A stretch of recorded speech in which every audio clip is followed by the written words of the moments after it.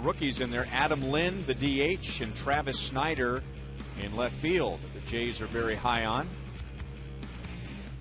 And we are ready to go. Bannister starts this game like he did on Wednesday against Cleveland with a cut fastball for a strike. There's Cito Gaston, his second tour as the Blue Jays manager. Took over last year, his 11th season overall as the Blue Jays skipper. He led the Blue Jays to back-to-back World Series championships in '92 and '93. And there's the man he replaced last year in June, John Gibbons, who is now the Royals bench coach. 2-1 on Scutaro.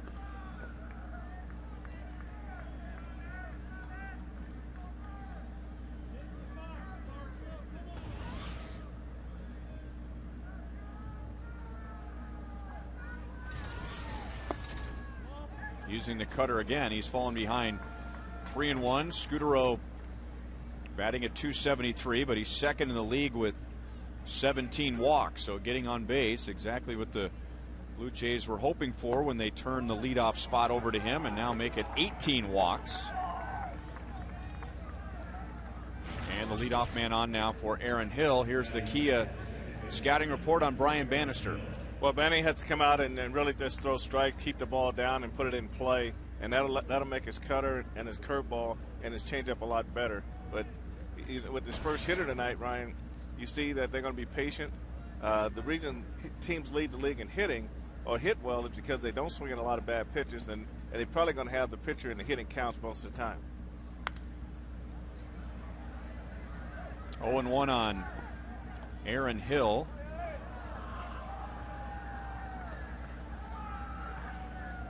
Played in just 55 games last year because of a concussion, and just couldn't shake off the effects of the concussion. And at one point the Blue Jays told him, just go home to Florida, just get away from the game, you need to just relax, no baseball activity, which is obviously very odd for him, and that time off has paid off as he has gotten off to a great start. Well, that's true. I used to think about those days on the turf where I used to dive and my uniform would catch the ground and my chin would hit the turf, and I know that I was knocked out for a few seconds, but I don't think in the 70s they even thought about us possibly having concussions when we hit our head on the turf. But you stay rattled for a little bit, but that's one thing about the turf. When you dove for a ball, it grabbed you and threw your head forward all the time. What's a concussion, right? I have no clue. You're just dizzy. Drives the 0-2 pitch to right field, caught by Jose Guillen, and Scutaro going to move up to second base. There's some heads-up base running. So the same effect, essentially, as a sacrifice bunt, and now runner in scoring position with one out. Here the Royals defensively. Willie Bloomquist starts in left field for the first time with Crisp and Guillen. Mark Tien, Mike Aviles, Alberto Callaspo, and Billy Butler, who's been a big surprise at first base. And Miguel Olivo behind the plate for Brian Bannister. Now, Marco Scutaro did a great job of recognizing that ball wasn't going to be hit over Jose Guillen's head. So when he saw him sort of backing up to make that catch rather than coming forward to making that catch, he just took advantage of that and went into second base. It's a great job of base running. Ball one on Alex Rios. Off to a bit of a slow start. Last year the Blue Jays locked him up for 7 years. Within days of signing Aaron Hill to a long-term contract. Vernon Wells, who waits on deck, a couple of years ago signed an 8-year contract, so trying to lock up some of their long offensive stars. But it gives them a very good outfield also, Ryan, in center field and right field. And Rios has got very good speed.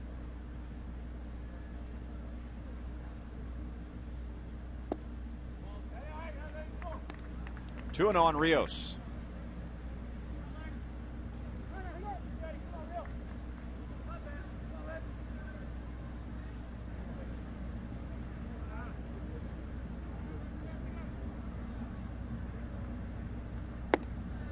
Bannister having some control problems in the first inning. He's already walked Scudero, and now behind Rios 3-0. And this is a lineup that is second in the league in home runs.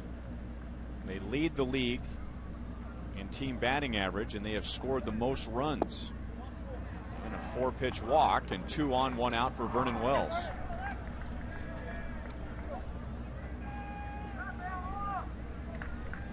.48 degrees. The temperature has dropped about 30 degrees from first pitch in the last series against Detroit on Saturday night. So just 30 degrees in 2 nights. Game started on time at 7:10.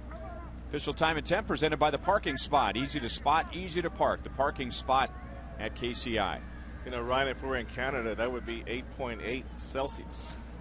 How'd you think I figured that out? Just right off the top of your head.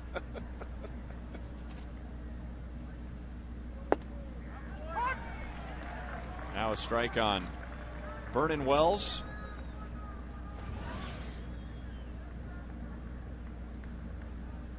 Wells last year spending a couple of stints on the disabled list. Chance for 2. Tien. Long throw to second. Callaspo's turn is high, but a nice save by Butler. That may have saved a run. Looked like Tien was caught in between. Do I throw to second or do I run to the bag first? Well, that's something you got to make your mind up right away on. You can't think about 2 things at one time, but here's a throw where Callaspo really had a little trouble getting the ball out of the glove, and then just rather than having a weight shift, he just tried to throw from a standing from a flat foot stance. So you can see right there where he never went across the bag to where he can get his good balance and really open his hips and get the throw down to first base. He mainly got locked in right there at the bag, and then the only way he can get out of it, he just did a jump turn, and that's what made the ball go high to first base.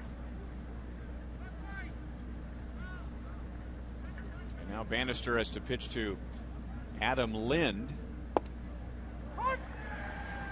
Change up for strike 1.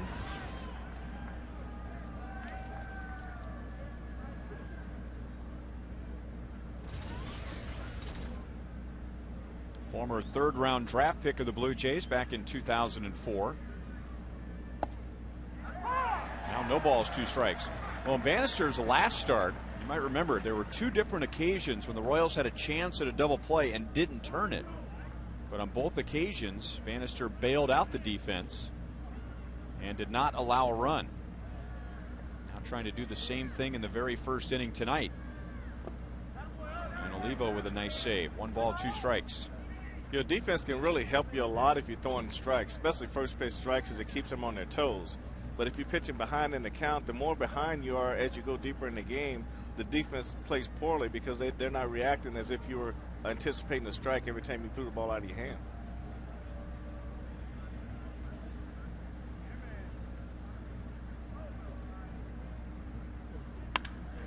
Into right field, the Blue Jays lead 1-0. And Guillen having to deal with a slick baseball in right. So Lynn drives in his 18th of the year. That's in the top 10 in the American League. Well, good hitting teams, Ryan, feast on being ahead in the count. And right here, Banner had to come in with something that was hittable, being in a 1-2 count. And those hitters are really looking for that pitch that they can pull. And Vernon Wells was really lucky to get out of the way of that ball right there.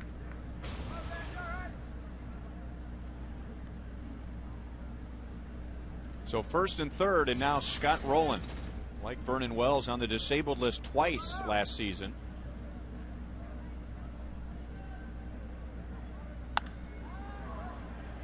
High in the air, up the left field line. That's a long run for Bloomquist. Aviles out to help out and makes the catch in foul territory, but Royals failed to turn a double play, and it cost him a run in the first.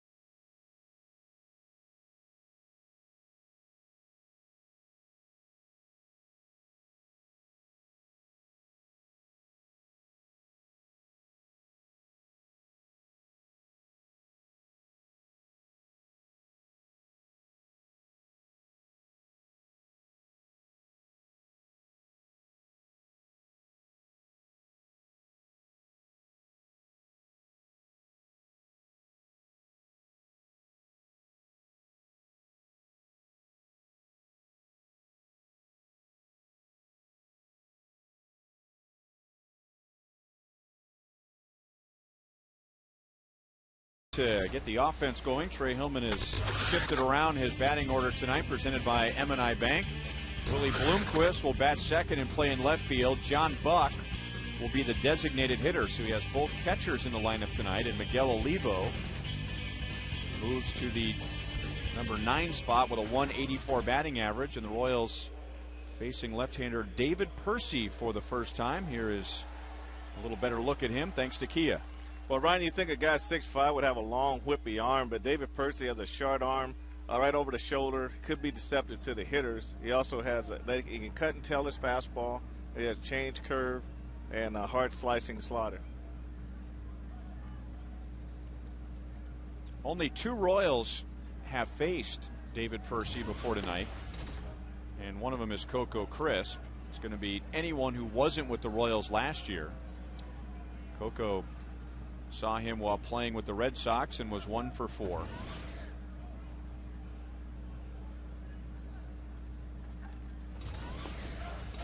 And falls behind 2-0. And walks have been a challenge for David Percy.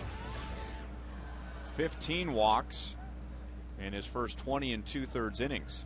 Well, that's definitely a challenge, and manager Cito Gaston said he just really amazed how these young pitchers have come in, replacing some of the bigger name guys that they've lost, and mainly they just kept them in the game and not let the game get away, and the offense has really been bailing them out.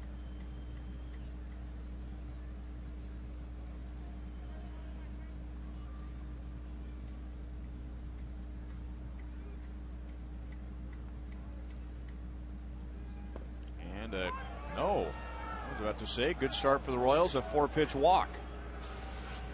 Well, Coco's probably taking all away here, and he's pretty confident that that ball is where he wants it to get him to first base. But Eddie Goodell would have argued that call. Where's Bill Beck when you need him? A little closer, and now 3 balls, 2 strikes. First round pick of the Blue Jays, David Percy, back in 2004 out of the University of Oklahoma, born in Illinois, grew up in the Dallas area.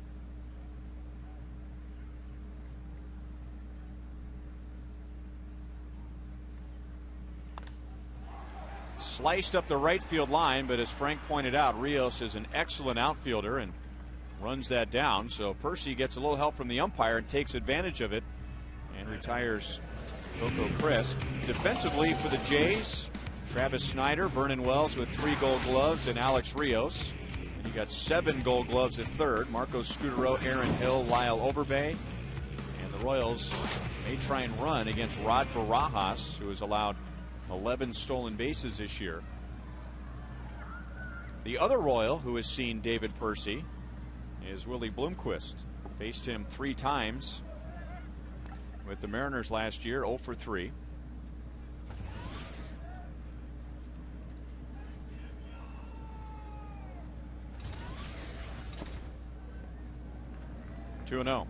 Talking to Willie before the game tonight, if he remembered anything about Percy, and he had to kind of think long and hard, and said, just remember, he was very aggressive with the fastball. And that some lefties kind of fall into that typical lefty mold where they're trying to trick you as opposed to challenge you with the fastball. And Willie remembered that Percy was of the challenge mode. Well, he's trying to challenge down in the zone, but just hasn't found command of his fastball to this point. That is a 4-pitch walk. So 1 on 1 out with Tien coming up.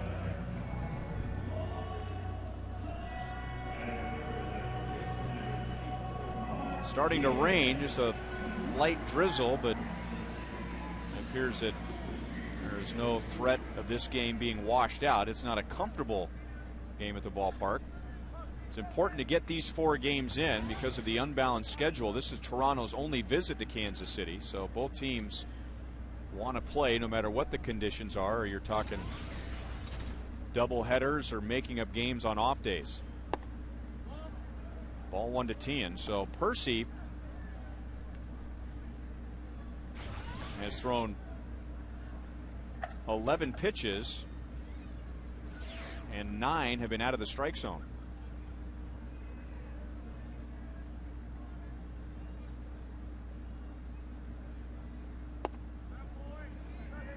He's having a tough time. He is fallen behind all the hitters. 2-0. The first two hitters, he fell behind 3-0. Well, you know, you look for situations for the Royals to get their offense going, and this would be a good hit and run situation. Managers don't normally like to do it against lefties, but you have to make them throw a strike before you can do anything. 2 balls, 1 strike. Well, maybe this is the right guy for the Royals to face now, because you can go up there thinking, hey, let's be patient and not over aggressive. Make this guy throw you a quality pitch. Right, you have to get strikes to hit him. Like when a guy's this wild early, you got to make sure you get a pitch that you want. He did a good job coming back on Coco, but he's really struggled since then. Tian drives it to left center field. Snyder and Wells are there. It's the rookie Snyder making the catch, so Bloomquist back to first and 2 down. And that'll bring up Jose Guillen. Percy tough on the left-hand batter, so Trey Hillman trying to get as many righties in there tonight. And by doing so, that meant Jose Guillen would play in right field. I asked Trey before Guillen got back in the lineup if weather would have anything to do with whether he was the right fielder or the DH. And he said not so much the temperature, but the moisture of the grass. He did not want to play Jose Guillen if he could avoid it, if there was any kind of rain that might re-aggravate the hip injury. And obviously tonight is moist, but the Royals manager trying to jumpstart the lineup. The way I look at that, Ryan, is that if you're healthy, you're healthy. If you go on a DL and you come back, you should be 100%. You should be able to go out and play. And I think that if you ask Jose, he would want to be playing right now because you know, he knows that the lineup needs his bat, and he wants to be able to get in and help him. Bloomquist taking off for second base, and Barajas doesn't bother throwing. So there's a way to get the offense going. Bloomquist steals his first. He had a great jump too. First move, he just went on first move and had a great jump. Rob Barajas, he didn't even have a chance on this play. Willie probably could have went into second base standing up right there.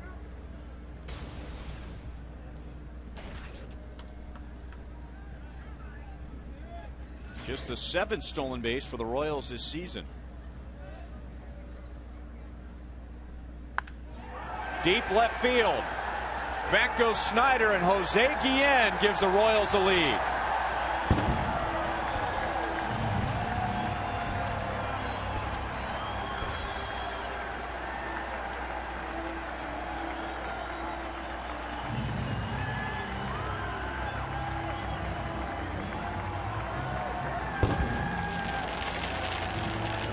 Come right back in the bottom of the first, and Jose Guillen belting his first home run of the year.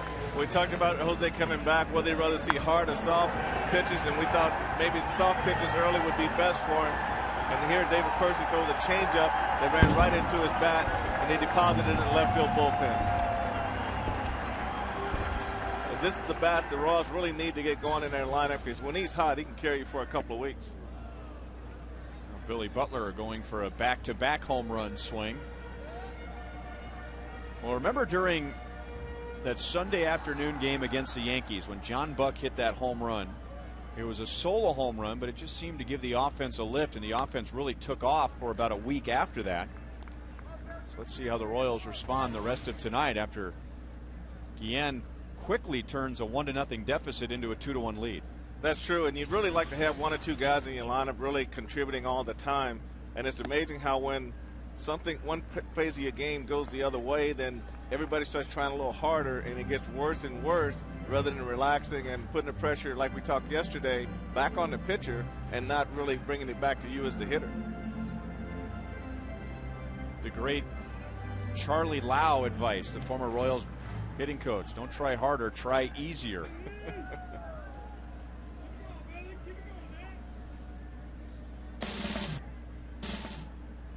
The old saying, too, is do what the situation tells you to do and don't try to do any more.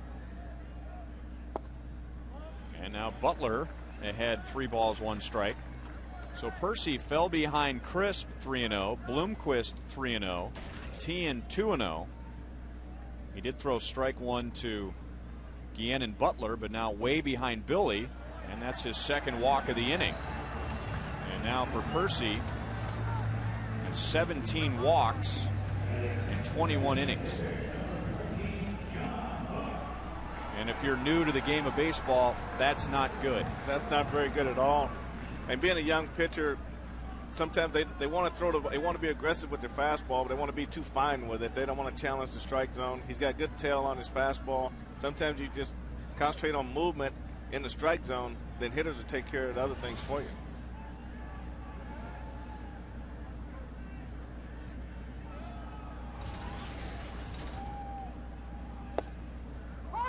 Strike one on John Buck. A little more risk having Buck and Olivo in the same lineup now that Brian Pena is no longer with the club, because if something were to happen to Olivo and John Buck would have to move to catcher, the Royals would lose their DH and essentially would have a National League lineup the rest of the game. But Trey was saying the other day that's not something that he fears, that you just have to run your best lineup out there, and if it happens to be both your catchers, so be it. Well, right now he's trying to get the best offense in the lineup, and I really can't blame him for that. Something needs to get the offense jump-started, so you get your right-hander hitters in there and hope they can do some damage to the left-hander and get in the bullpen and get a right-hander in so your left-handed hitters can come in and have some fun also. Jose Guillen with a 2-run home run in the bottom of the first inning.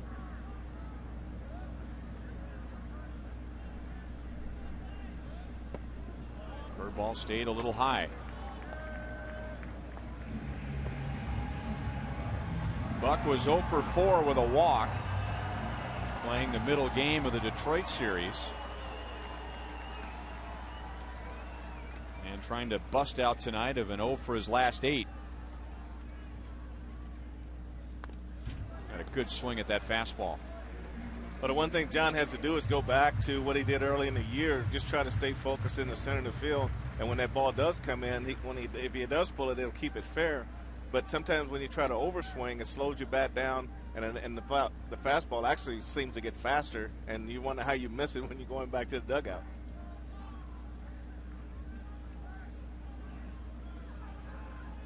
Butler at first base with 2 down. 3 balls, 2 strikes. So he's faced 6, Percy has, in this inning, and 4 have had a 3-ball count. Now Butler will take off on this 3-2 pitch.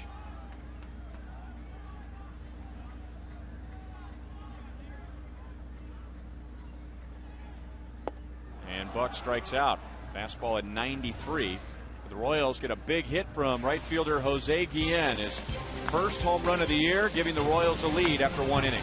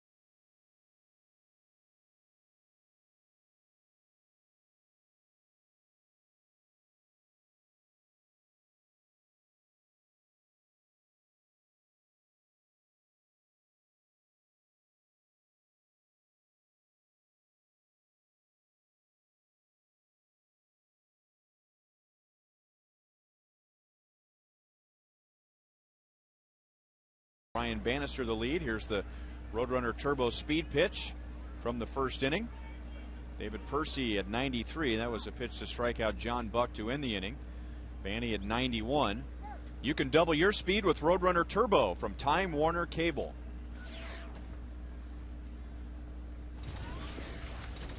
Lyle Overbay, who hit over 360 against the Royals last year, taking strike one.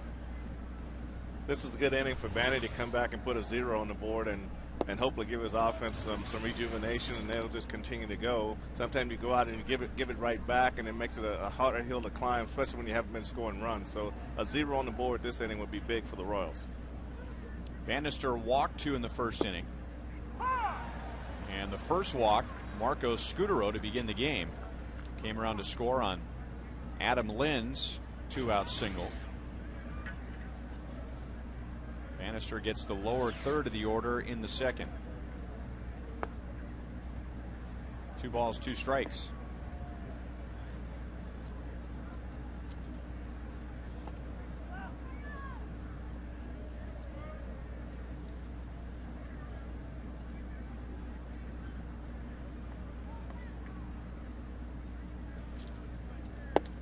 Right on the outside corner.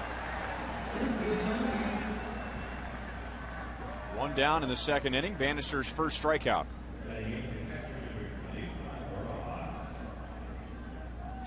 The one thing Banny did this at bat, first pitch strike was a key. Then he came back with another strike after starting Old Bay off with a strike. He came back with another strike down, and then he got the outside corner. So the pitch that set it up after the strike one was going inside to the back leg with the breaking ball, then going back to the outside corner. And now 0-1 on Rod Barajas.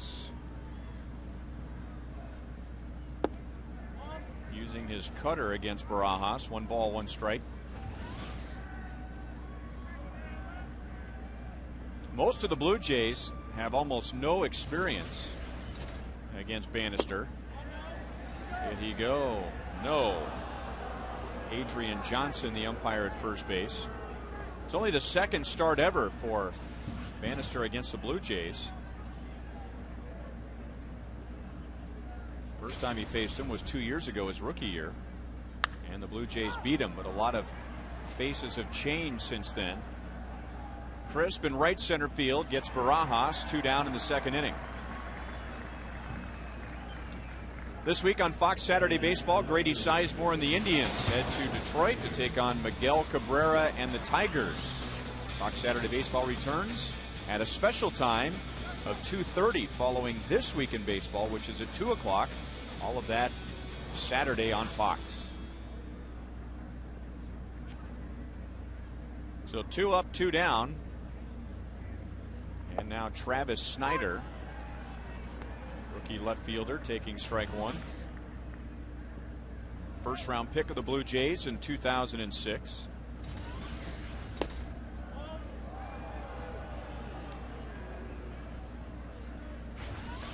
Blue Jays have a lot of first round draft picks on their roster, meaning they have drafted well. And it's been that way for a while. Alex Rios, a first round pick. Vernon Wells, a first round pick. Travis Snyder, first round pick. Now 3 balls, 1 strike. Travis Snyder is one of those young hitters that the Blue Jays hope at some point to be able to anchor their offense in the middle of the order. Good power. And a slicer to Tien. It's a 1-2-3 second inning for Bannister.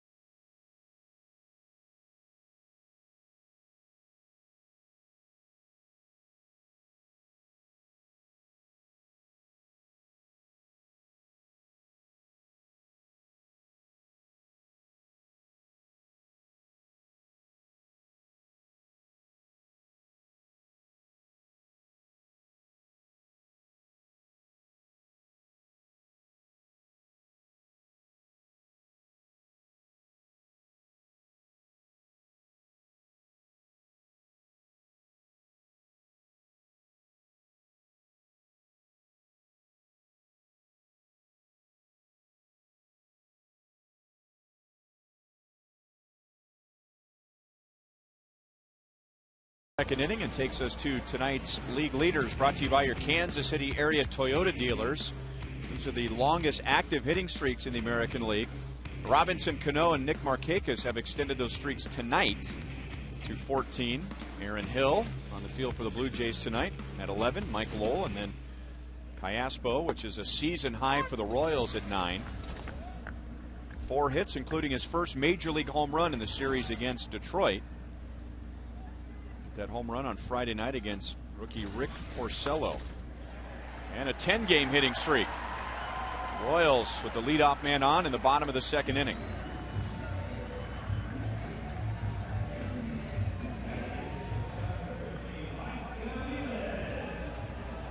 You know, as we talked about it in our open tonight, how quiet he is at the plate. He doesn't try to do too much. He just uses his hands real well. And that's why he doesn't have a lot of home runs, because he doesn't try to get a lot of body into his swing. He just basically just goes quiet. He stays back on his backside and just throws his hands down through the ball. Great head on the ball. You can actually, that's what I always say, see the ball hit the bat, and that's about as close as you can come right there. Well, Frank, if Alberto Callaspo is referred to as a quiet hitter because of his lack of movement, Mike Aviles then would be a screaming lunatic hitter.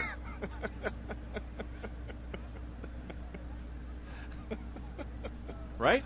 Yeah, well, you can call him the human gyrator. He gets up there and he's got all kind of loosey-goosey moves that he incorporates before he swings.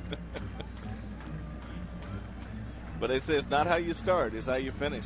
Isn't it amazing, too, that you could take 10 different guys with 10 completely different stances, but how they make contact through the zone is almost identical. Almost in the same spot. You have to get back to the hitting zone at some point.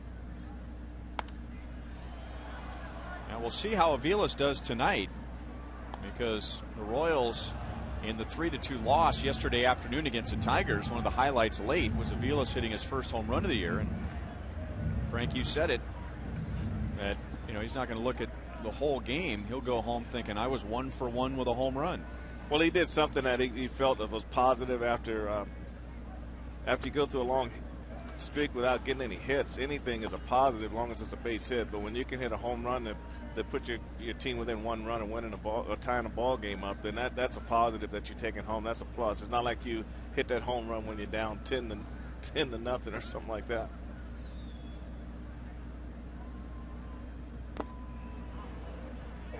And got him for his second strikeout. And speaking of guys who are always hungry, here's Joel Goldberg.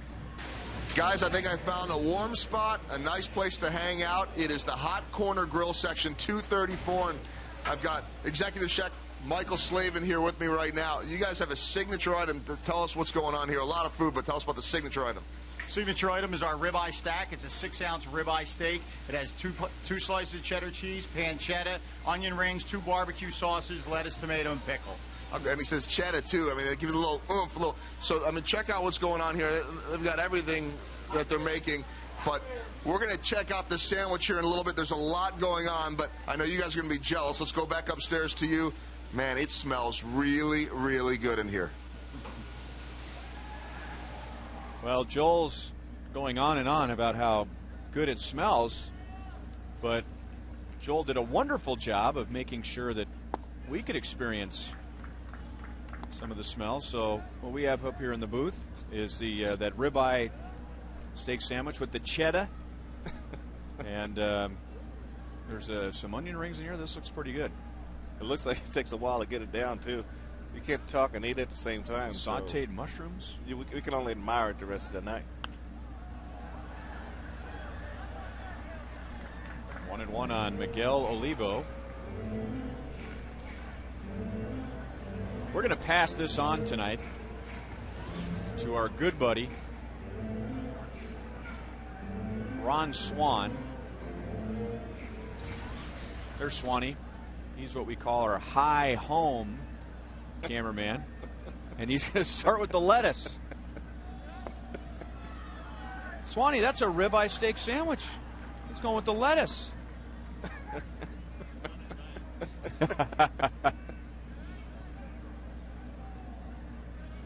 Well, we'll see what kind of restraint Swanee has tonight, starting with the lettuce, and he'll go to the tomato, But pretty soon there's just going to be nothing but ribeye left. Popped up to the right side.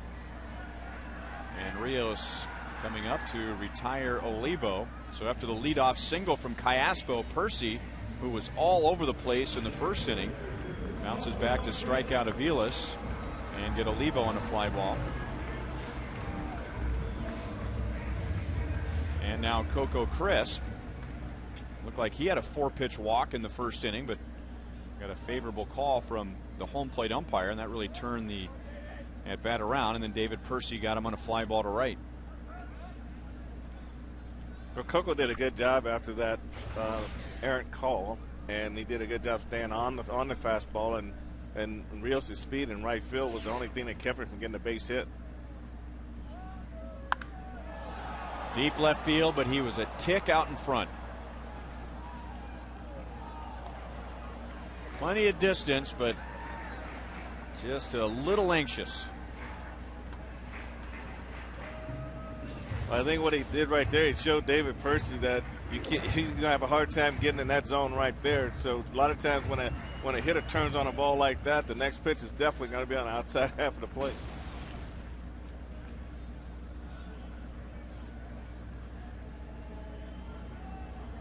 Jose Guillen hit a 2-run home run to left field in the first inning, putting the Royals in front. Over the outside corner, and Coco and James Hoy don't appear to be seeing eye to eye tonight. Whatever that saying means.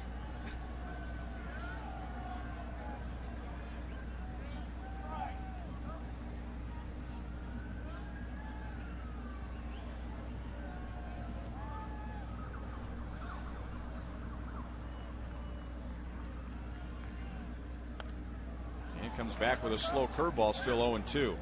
Coco was ahead 3-0 leading off the bottom of the first. And then this call.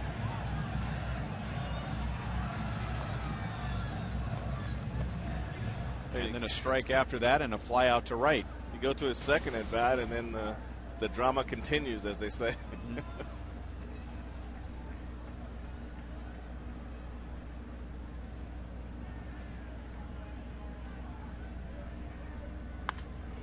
Stroked into left field and caught by Snyder. So Coco hits it hard but out. Royals scoreless in the second.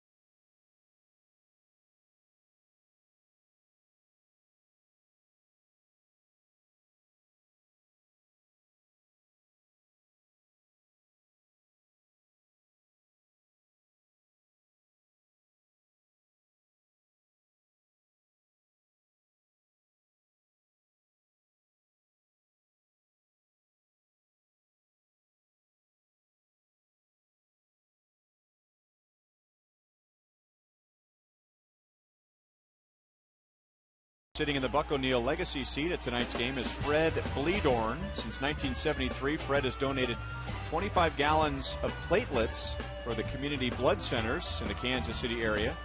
Originally a Minnesota native, Fred now calls Olathe home and donates platelets every 3 weeks. A recent retiree, Fred also spends time playing in golf tournaments for charity as well as working with Catholic charities each week. Congratulations and welcome, Fred Bleedorn. from Olathe. Well, can't think of a better name for a guy that donates platelets every 3 weeks to the community blood center than Fred Bleedorn.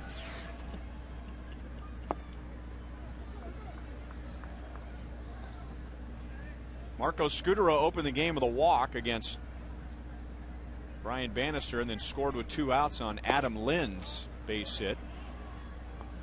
Royals unable to turn a double play with Vernon Wells at the plate that would have gotten Bannister and the Royals out of the inning. Well, Scudero is going to make you throw strikes. He's a real patient hitter, not afraid to hit with 2 strikes. So he's going to make Banny throw him strikes. It's walk number 3 from Banny. All right, you call it. Presented by Sprint. Who do you think is the best offense in the American League? Toronto, A. Texas, B. Boston, C. Detroit, D. The Royals have seen 3 of those teams. Text 432-432. Enter keyword Royals. Then space and your answer, and we will update throughout the game.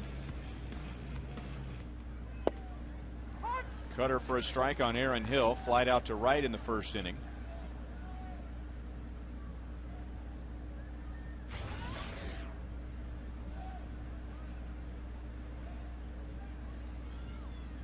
Hill has grounded into 5 double plays. That's tied for the most in the American League. 1 ball, 1 strike. Had a nice chat with him before the game about the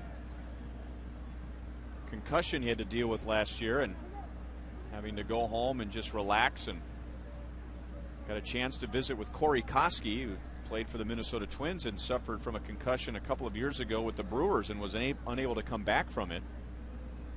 Really considering himself lucky, Aaron Hill is, that although he had to miss quite a bit of time last year, still able to come back and play this year and bringing a .367 average in tonight. Well, he's got to feel good about that. That means he's seeing the ball a lot better and he's feeling a lot more comfortable. He's got a good fastball. He's a good fastball hitter, high fastball hitter, and can hit the ball to all fields.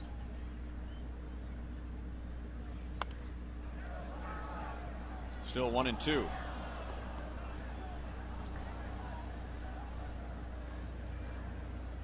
Aaron Hill grew up in the state of California in Visalia. He and Royals outfielder at Omaha, Shane Costa, were best friends as kids, and he was telling me about how ever since they were about 6 or 7 years old, they would roll up a piece of duct tape and would just play baseball all day and all night. And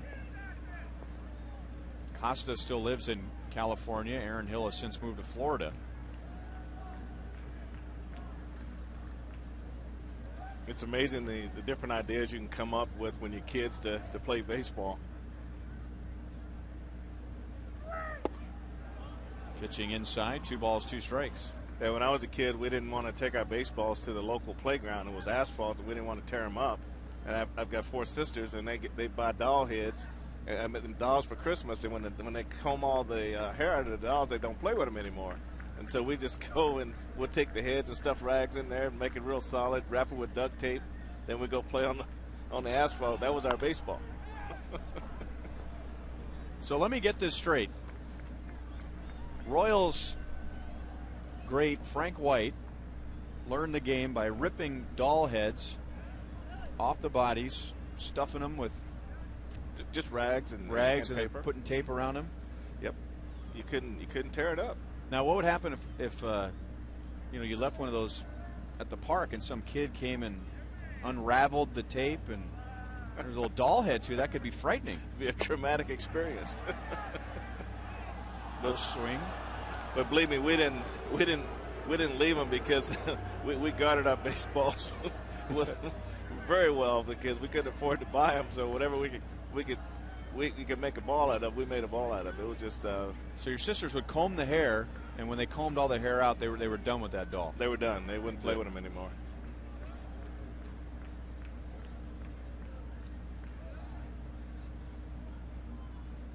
Scudero running on the 3-2, and ball 4. Bannister has walked 4.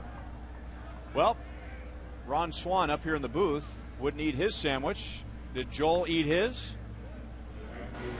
All right, let's get into this here. We've got Michael building it, and there's the prime rib. All right, now he mentioned the cheese. A couple slices of cheddar. There go the mushrooms. And we got some bacon. A couple of onion rings. This is unbelievable. People can watch too as they come by and looking in the window. There's the honey barbecue sauce, mesquite barbecue sauce, lettuce, tomato, onion. How you guys feeling right now? All right, here we go. Finished product. Waiting for this. How am I feeling right now? I feel like I need to go down and see Fred Bleedorn and get my platelets checked. Alex Rios fly ball moves runners to second and third with one out. And Vernon Wells coming up. Back to Joel. Greatest job.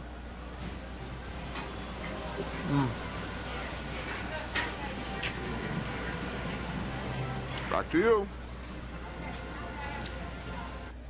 What a job. I'd like to see him in September.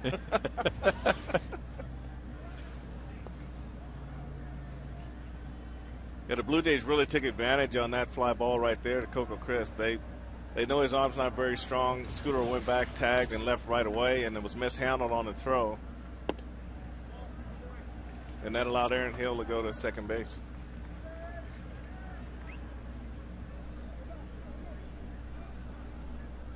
Vernon Wells grounded into a fielder's choice in the first inning. The Royals had a chance to turn a double play, but only got one out. Now 1 ball, 1 strike. So back-to-back walks to open the inning to Scudero and Hill. Now both in scoring position with Wells, Lind, and Rowland coming up.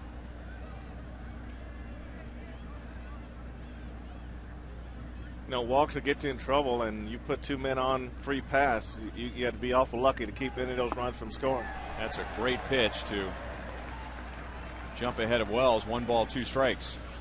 Well, Banny keeps it down. Vernon Wells liked the fastball up, and Banny does a great job throwing a hard cutter to the outer half of the plate. Wells has a little bit of that stride towards third base that we've been talking about with Mike Aviles the past couple days. But the one thing you kind of watch, his shoulders. If his shoulders don't go with him, and that gives him that coverage out over the plate. And now Vernon Wells not happy with the strike zone, but Brian Bannister is thrilled. And that's a big second out. Well, he went back out there again. He knows that the danger is Vernon Wells out over the plate, so he got that call. Got that call the last time. He got him to swing at it, so he went back out there to see if he can get him to go again. And he actually made a better pitch this time than the one he actually swung at.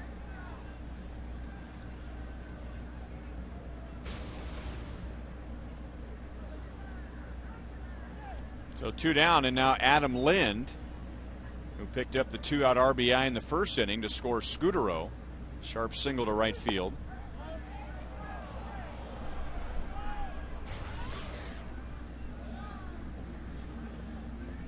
Now Levo out to visit with Bannister. Now this is one of those games, and we've seen Brian Bannister uncharacteristically walk 4 in his first 2+ innings. David Percy has walked 2. It's one of those games where after the game you can just predict a pitcher will say, I'm not making any excuses, but it was hard to grip the ball on a cold, damp night. That's why the umpires let the pitchers blow in their hands and try to create a little sense of warmth and moisture to keep those fingertips from being numb. I know in Tejeda's start, he said in the 2 wild pitches he threw was one because he said he couldn't feel the ball on the end of his fingers. Now 2-0 on Adam Lind.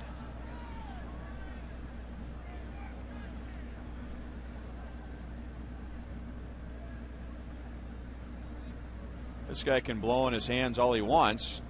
I don't know if that's going to help him conquer his umbrella. He needs to go in the bathroom where there's no wind. 3 balls, no strikes. How many Royals fans does it take to fix an umbrella?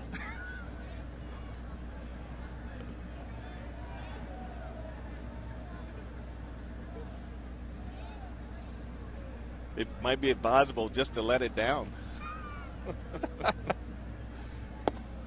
That's another walk. That's 5 walks for Brian Bannister in 2 2/3 innings.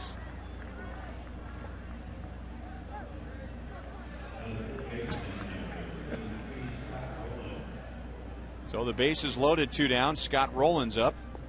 Fouled out to Aviles in the first inning. That's the second 4-pitch walk of the inning for Bannister.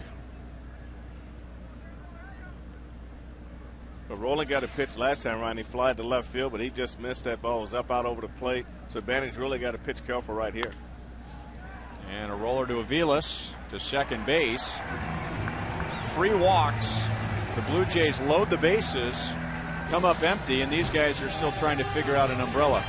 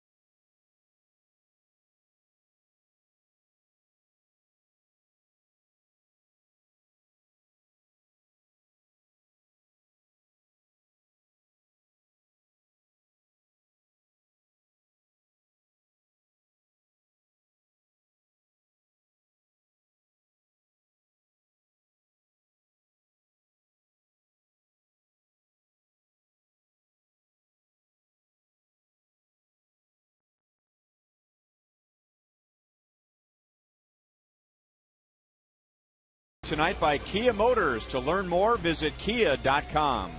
By AT&T, switch to the nation's fastest 3G network.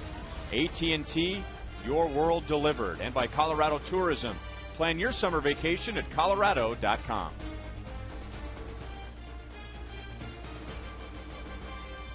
Well, Brian Bannister getting out of a bases loaded jam in the 3rd inning. 2-1 Royals. And Willie Bloomquist, who took a 4-pitch walk and then scored on Jose Guillen's home run in the 1st inning, taking ball 1. We've seen 7 walks in 2.5 innings so far. And David Percy has fallen behind 2-0. Well, I think so. Willie's really leading off the inning. Just got to make him throw strikes. You know, he working for a walk last time. I would go the same route this time. Just make sure that I don't let him off the hook when I've got him.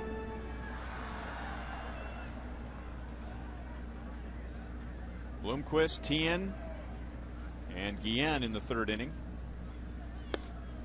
3 balls, 1 strike. It's another good situation here, Ryan. Usually 3-1, you look in the center pitch that you can drive, but Willie not having home run power. This is and Percy being wild. This is a situation where he can also take another pitch. And does on the outside corner. One of the best pitches that Percy has thrown tonight. Percy has also struck out 2.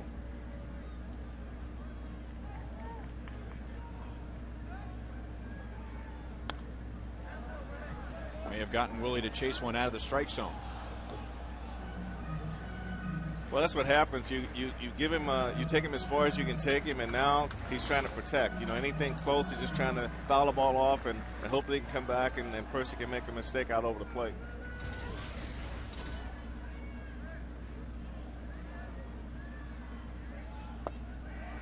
And another walk. So Bloomquist has walked twice. And now Now you can make it 8 walks so far in the game. Don't forget, you can still purchase season ticket plans, including a 9-game. That's just $99, and you can select your favorite dates, including premium games, or you can take advantage of the new full season plan for just $5 a game. Got a plan for your budget or your schedule? More information, 816-504-4040. Martin hits it hard, but right at Hill. And the Blue Jays turn a double play. And tough luck for Tien, hit it right on the nose.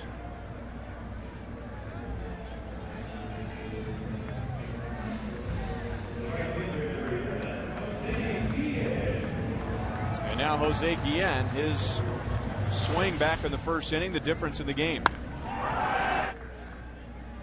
One thing Jose Guillen does, he gets great extension, especially on the inner half, and he got a changeup right there, and the ball really sounds great coming off his bat. Percy overthrowing and misses in the dirt.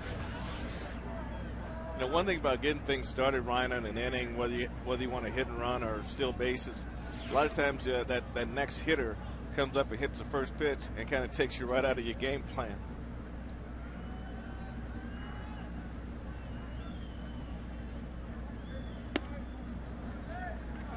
Last year was the first of 2 years in a row that Dayton Moore went out to add some power to the lineup. And Guillen's home runs last season really had an impact on the Royals. They were 12-6 in games that he went deep. And then, of course, this past off season, adding Mike Jacobs, 2 balls, 1 strike.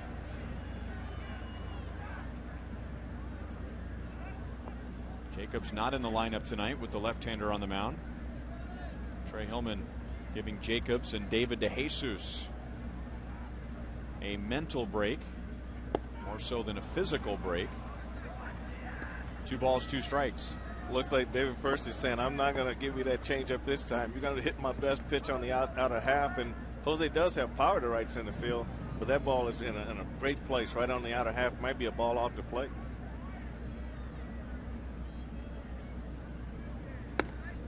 Three balls, 2 strikes.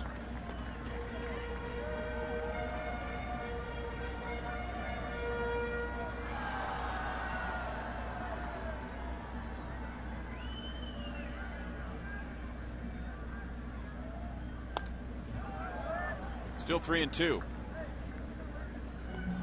know, Ryan, if you look at the outfield and you got a guy Jose Guillen's power, and you look at right field and how shallow Rios is playing, how shallow Wells is playing in center, you know, and it takes speed to play like that, you know. So I guess they feel like if it's going to get hit over my head, it's probably going to hit the wall or hit the warning track. But they want to take all the little dunkers in between. Still 3-2. Well, I know, having seen a lot of Vernon Wells over the years, that he does like to play a shallow center field.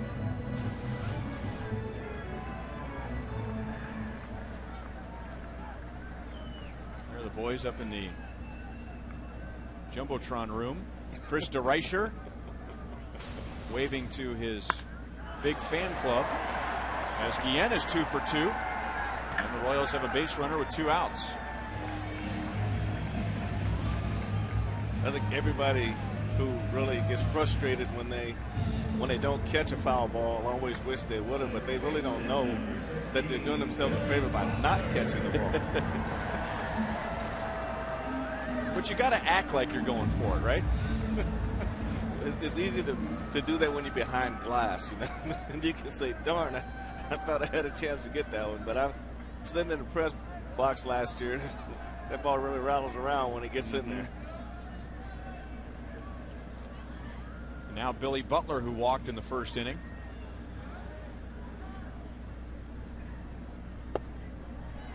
Guys, I seem to remember sitting in the press box with Frank last year, and a ball came screaming through, and I think Frank moved quicker than anybody out there, and not to dive at it, but to dive away from it. I believe the line was, I stopped catching them when they stopped paying me. And what do you have to prove, right? You got a living room full of Gold Gloves. Ryan, only bad things can happen. I know David Boyce was writing for the Star at the time, and he says, I'm really embarrassed. They need to take your number off the board out there. Hall of Famer, Gold Glover running from the baseball. And that's what prompted the line. When they quit paying, I quit catching. Well, I learned all those years working with Denny Matthews on radio. Denny had a trajectory rule. If the ball was still on its way up, bad trajectory. If it's on its way back down again, then you can take a shot at it.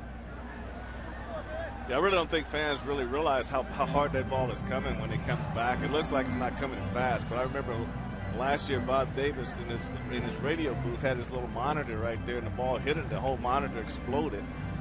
So we know now that when the ball goes into the booth, you get out of the way and let it do its thing, then pick it up. There they are down below us. Hi, guys. Still 2-2 on Butler.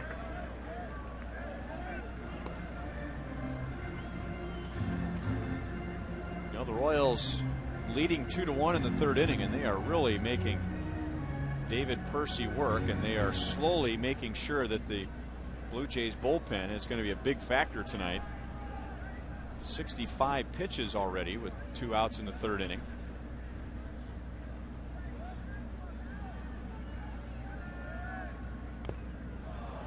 And Butler down on strikes. That's 3 for Percy. Royals scoreless in the third.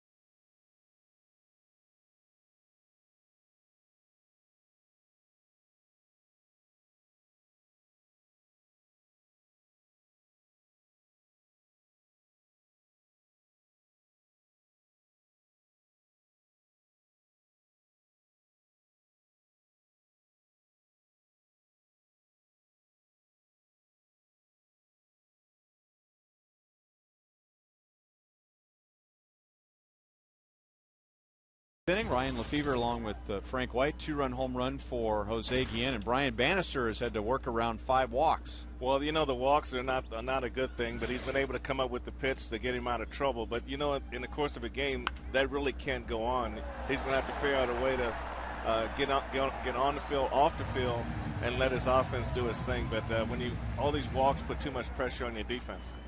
And using his defense, and Alberto Callaspo making a nice diving play on the first pitch. Well, it's always nice to have your infielders involved, and when you play in the infield and you're getting balls hit at you like that, it's either that's like you get caught with, you catch the ball and get drugged at the same time. Is that kind of how you do it? But when you get a lot of walks and you get balls like that, then really you don't want to have balls hit at you like that, because you don't really be on your toes, and you're not ready, and it's a cold night. So the more strikes Manning can throw and keep his defense in the game, the better off they're going to be. Yeah, a game like this, it'll be interesting to see in the end if it comes down, maybe not the whole game, but part of the game coming down to a defensive play that was made versus one that wasn't made. Well, that's true. And, you know, you can't expect both pitchers to continue to pitch like this. Sooner or later, one of them really finds the range and takes you deep in the game, and the other one uses out of the game. Tough play for Bloomquist because of the rain. He had to manage the rain and the ball at the same time, but Barajas is out. 2 down in the 4th inning. This is game 1 of 4 tomorrow, same time, 6:30 with Royals Live. First pitch at 7:10. And Gil Mesh will start for the Royals. Right-hander Scott Richmond pitches for the Jays. Tonight through Thursday afternoon with the Toronto Blue Jays. 1 strike on Travis Snyder, who lined out to Mark Tien in the 2nd inning. Ryan Bannister got these same 3 hitters in order in the 2nd. You face 6 in the 1st, allowed 1 run. 1, 2, 3 in the 2nd. 6 in the 3rd. No runs scored despite 3 walks.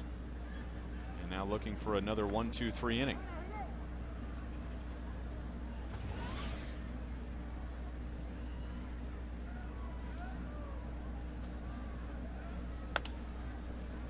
And should have it.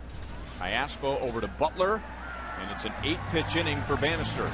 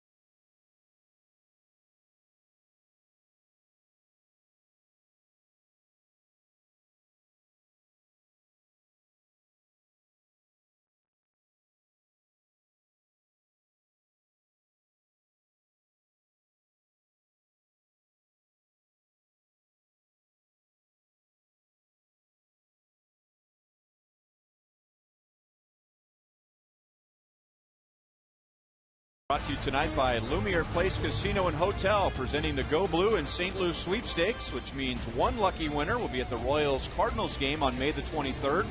And enjoy beautiful accommodations at Lumiere Place Casino and Hotels.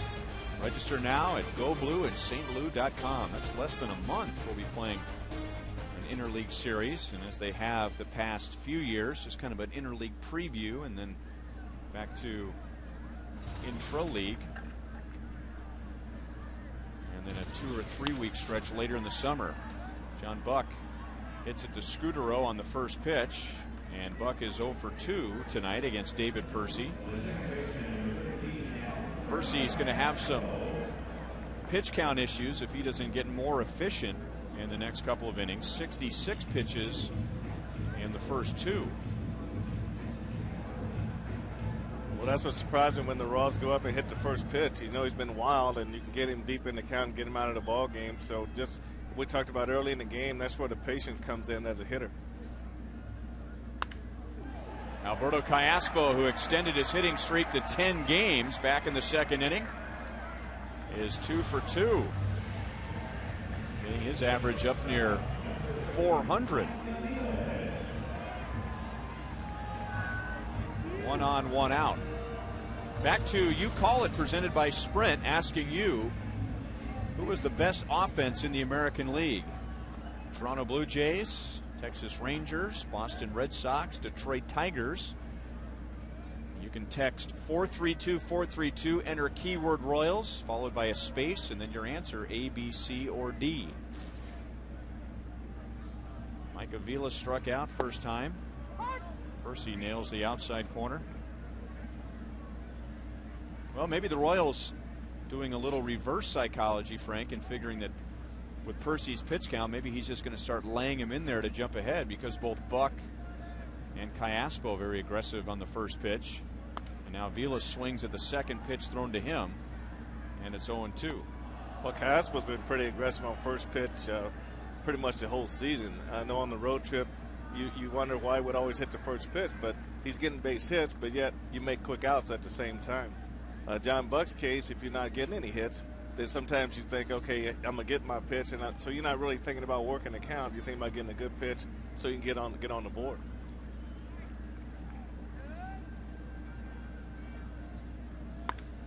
And that's hit hard into center field. There is no such thing as an easy play in the outfield tonight with the wet grass and then the wet baseballs. So Vilas 1 for 2, and the Royals have 2 on for Miguel Olivo. Well, there's a two-seamer that he just cut right in on Mike, and Mike is just a good spot for Mike in his present approach at the plate. Anything down and in would be a good pitch for him to hit right here.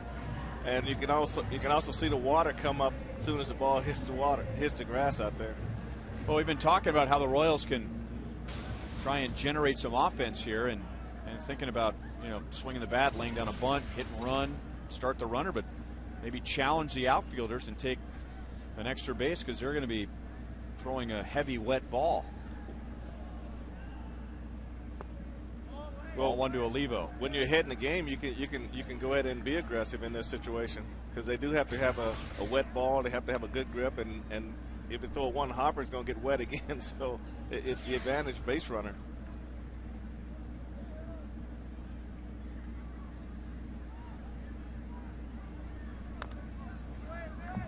Olivo trying to pull an outside pitch from Percy.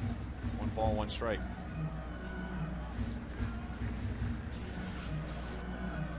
Well, here Miguel just stays on this pitch here. Got his head down. He really sees the ball well right here. But, you know, he just basically, but if lefty's going to stay away from you, you just got to stay on it just a little bit longer and try to drive it back through the middle and keep your head down and not let it fly off with your shoulder. And hit to deep center field. Wells extremely shallow, and it doesn't matter. 3-run home run for Miguel Olivo.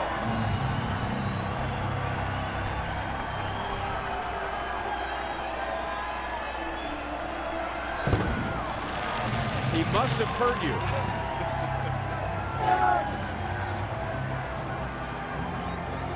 I think he may have went back to yesterday, Ryan, where he was really pulling off pretty bad and had 3 strikeouts, and realized that, you know, I got to get back to what I usually do, is try to hit the ball the opposite way. And if you keep that front side in and keep that shoulder in, and this is where good things happen for you, especially if you know left hand is going to be out there.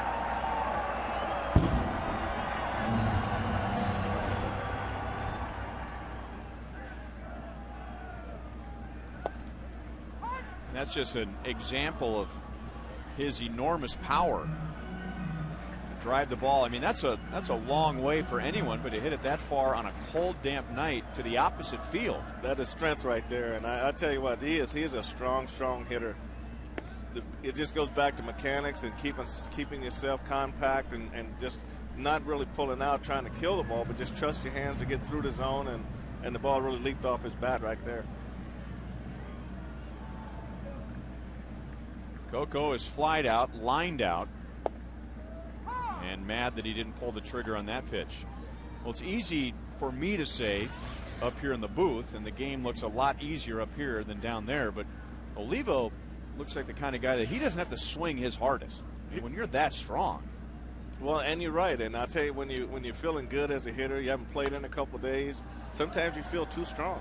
And you don't get it out of you in batting practice, or you think you see the ball, but hitters realize that when you go back and try to muscle the ball, then your bat slows down and you get beat. And then if you're guessing, then no matter where the ball is, if you don't have the patience to look for it in your zone, you're going to chase balls out of the zone. I mean, that looked like a nice, easy swing, and look at how far it went. I mean, do you think Miguel was, when he saw that pitch, he was thinking home run opposite field? I don't think so. I don't think so either.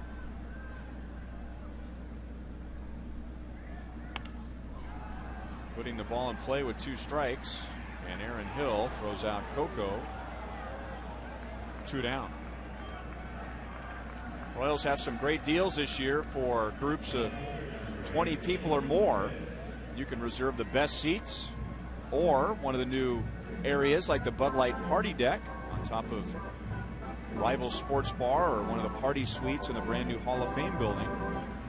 Call 816-504-4040. Visit Royals.com.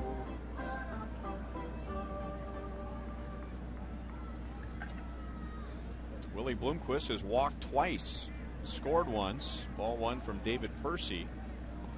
It was up to 80 pitches with 2 down in the 4th inning. Yeah, Willie's done a great job of being patient all night, and he's really working the count. He's working Percy pretty hard at the plate.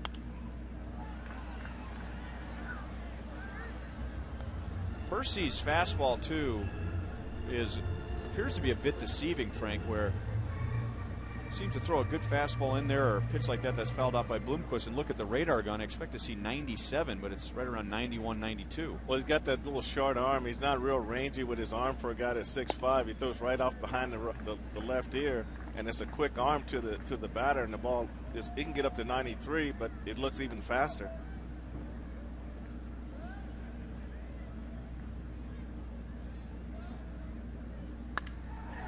That's hit hard. Wells can't get it. Well, playing shallow hurt him there. Willie's going to try for 3, and he's going to have a triple.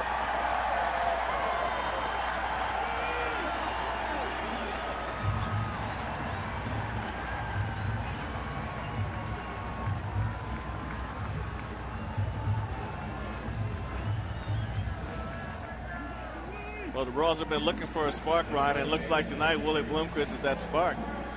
This little cut fastball that came right in on his bat, and we talked about how shallow the outfielders were playing, but that's the only ball that can get him right there. The line drives over the head and in the alleys. And Willie, you don't have to worry about this guy running hard. He's always running hard.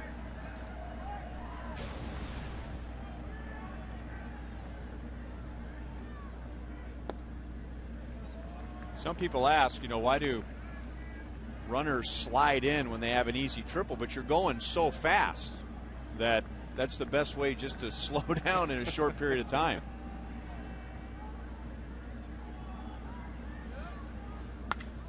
Tien, look at that. He almost took Aaron Hill's cap into right field. The Royals strand Bloomquist at third, but they get a 3-run jack from Miguel Olivo and lead 5-1.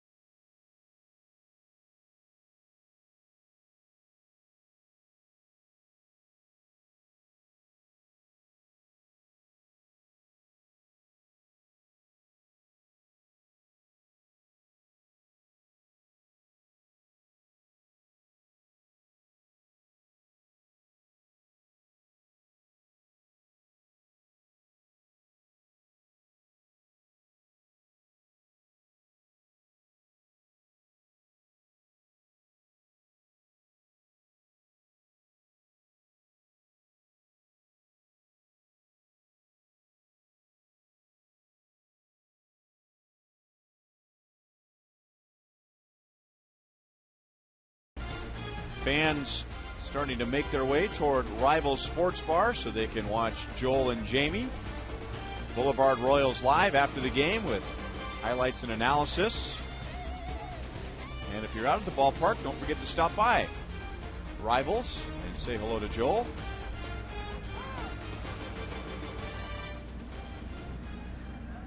Miguel Olivo giving the Royals a 4-run lead. Top of the order in the 5th inning.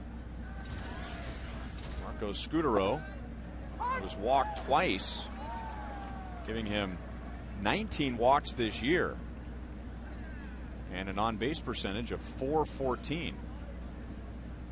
He has scored the Blue Jays run. That was on a 2-out single in the 1st inning from Adam Lind. Scutaro has led off all 3 times he's come up tonight.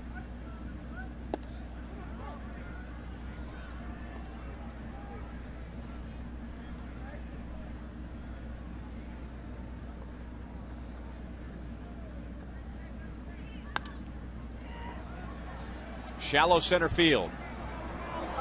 Coco calling for it. 1 down. So Scutaro retired for the first time tonight. And now to Aaron Hill. Let's take a look at the James B. Nutter pitch count tonight for Brian Bannister.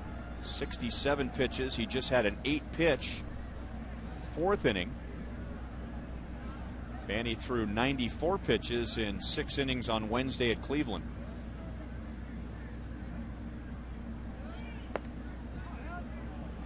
Ball 1 on Aaron Hill.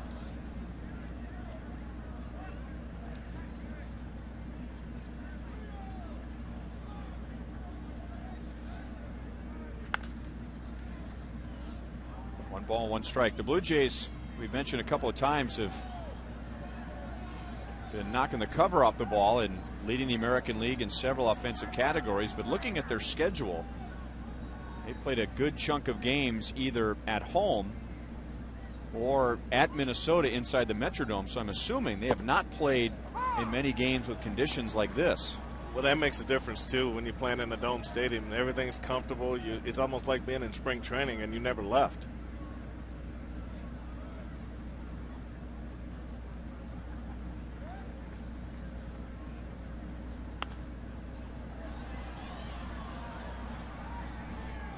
While everyone is freezing in the first month of the season, Blue Jays, of course, have the option of closing the roof at Rogers Center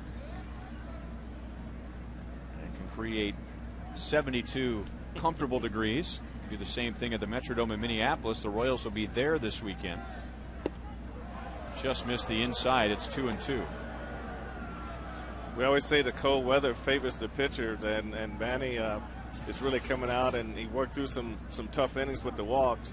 Well, that's just a backup curveball that stayed inside.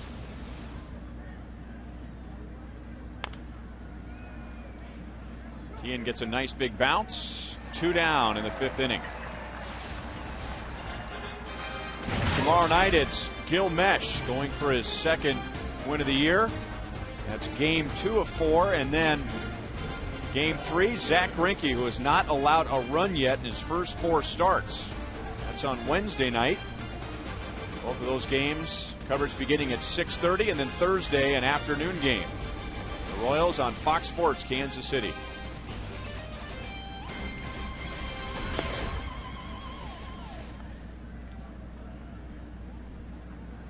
Alex Rios has walked. He's flied to center field.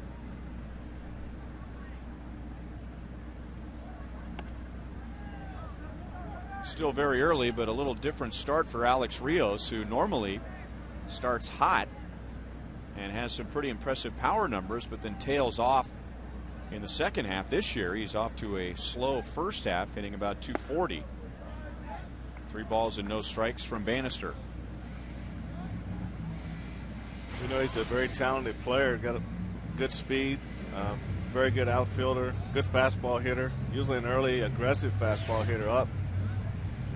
But this, you know, yeah, the second time around, they find something out about you, how fast you're making your adjustments. And I asked Cito Gaston before the game today, I said, how come your team is hitting so well? He said, because we got 2.5 hitting coaches. You know, he being one, Gene Tennis and Murphy at first base, they're all been hitting coaches in their career, and Gene Tennis is back with him again. So he said, because we got 2.5 now on the same page, and everybody's saying the same things, and the hitters are really getting it real fast. There's Gene Tennis, former major league catcher. Oakland A's. Good swing by Wells, but didn't get it on the fat part of the bat. And Willie Bloomquist brings it down. Blue Jays, no runs in the 5th against Bannister.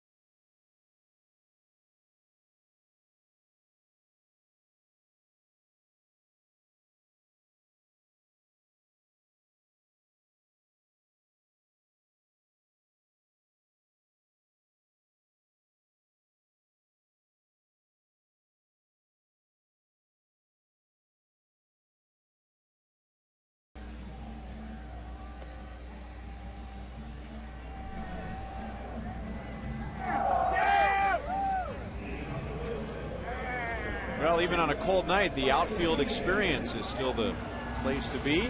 That's the Pepsi party porch where the fans can stand and almost literally hang right over the right field wall. We've seen one home run ball out there tonight. Miguel Olivo's 3-run home run in the bottom of the 4th inning. Jose Guillen is also homered for the Royals. That was into the left field bullpen in the 1st. Guillen's first of the year, and then singled his next time up against left-hander David Percy, who has thrown 86 pitches already. And Guillen deep to left field again. Just inside the foul pole for a home run.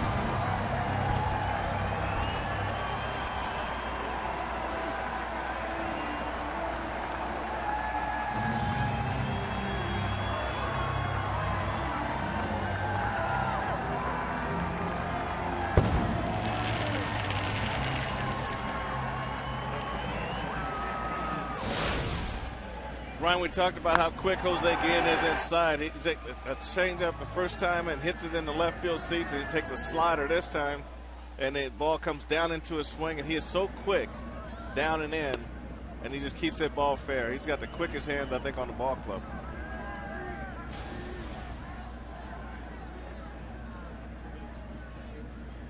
And talk about Miguel Olivo. Here's another guy who is enormously strong. He does not have to get his arms fully extended. He doesn't need to get his arms close to extended to drive one over the fence in left field. Now Billy drives it deep to right field.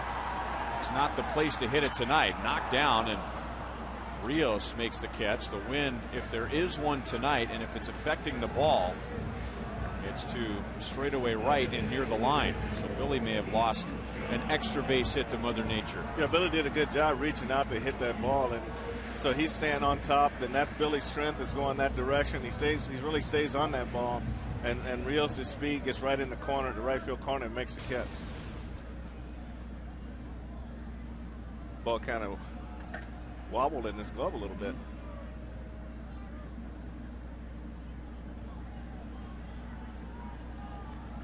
So a 5-run Royals lead, and now John Buck 0 for 2. He grounded sharply to Scudero at shortstop in the 4th inning, and now on the ground to Scudero again.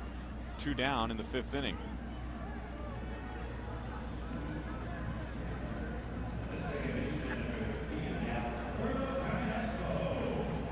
Coming up on Wednesday, that's our next Inc. College night. The Royals are hosting a happy hour in the outfield experience. High school and college students with a valid school ID can get tickets for just $7, but everyone can enjoy the concession specials in the outfield. That's a 7-10 game with the Blue Jays, but the gates for happy hour open at 4:30.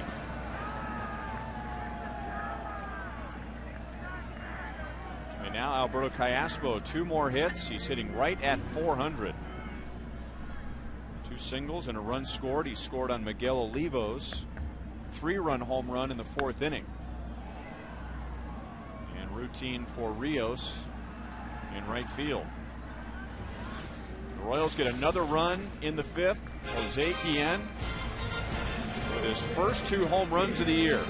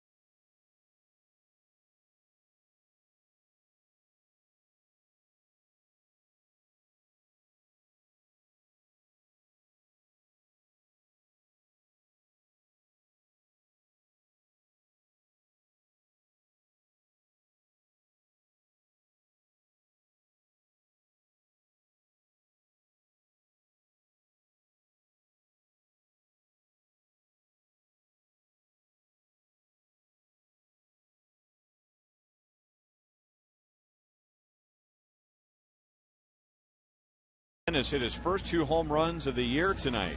A couple of solo shots in the 1st and 5th innings. Miguel Olivo has a 3-run home run.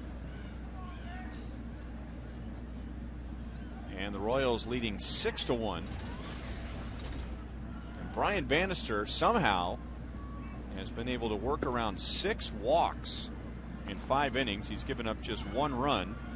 That was in the 1st inning when Scudero walked and then scored on Adam Lynn's RBI single. Lynn leading off here in the 6th inning. 1 ball, 1 strike, and then Lynn walked on 4 pitches in the 3rd.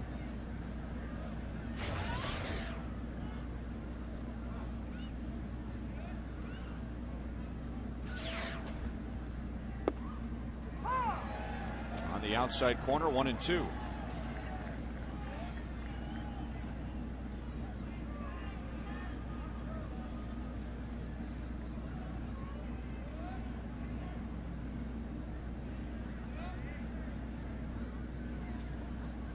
Miguel Olivo dropped down about every sign he could think of, and Brian Bannister just kept shaking him off.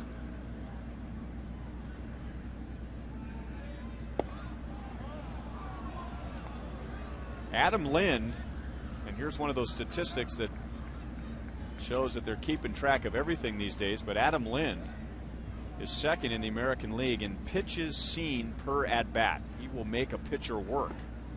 And here's another full count. So you have to throw him a strike for him to swing the bat, and able to foul off a lot of borderline pitches to extend the at bat, as he does here.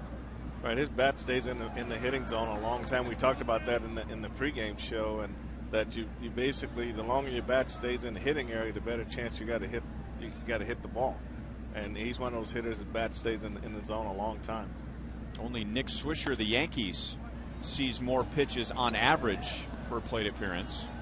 And now that's 7 in this one for Lind.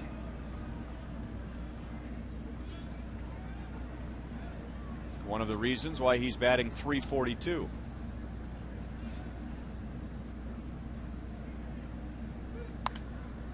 But Bandy gets him to pop up. Olivo making a tough play. One down in the 6th. It's our Coors Light freeze cam inning, and let's take a look at Jose Guillen's home runs. Well, these are 2 home runs that were no doubters for Jose Guillen. Both pitches were down into his swing. And when you get a good look at his swing, his head is right there. The bat's out front. And the good thing about these balls, he's been able to keep them fair, but you can see where the head is in relation to the bat, and the ball really jumps off his bat. Coors Light freeze cam brought to you by Frost Brewed Coors Light, the world's most refreshing beer.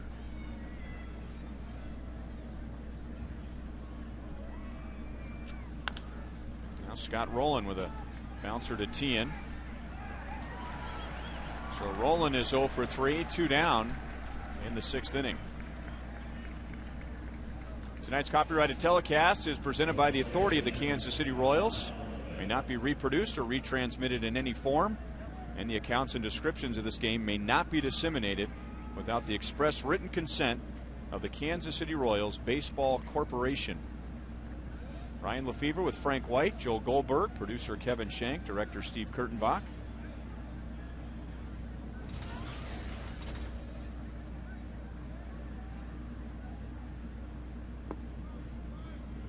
Ball 1 on Lyle Overbay, who was struck out and lined to second on a nice play by Alberto Callaspo. Well, we talked about Mark Tien a lot over from spring training and through the season, and playing multiple positions. And what I've seen out of him at third base, it really looks like he's settling in over there, and he looks really comfortable. And maybe that's why his offense is coming right along with him.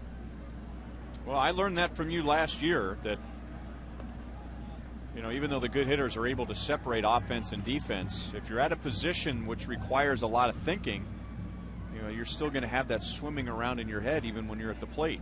Well, just think about it. Each position on the field has responsibilities on a defensive standpoint, and they're all different. So when you're playing all the outfield positions, first base, second base, and third base, look how much he's got to absorb. And this is not that easy. An easy inning for Brian Bannister. He has a 6-1 lead to the bottom of the 6th.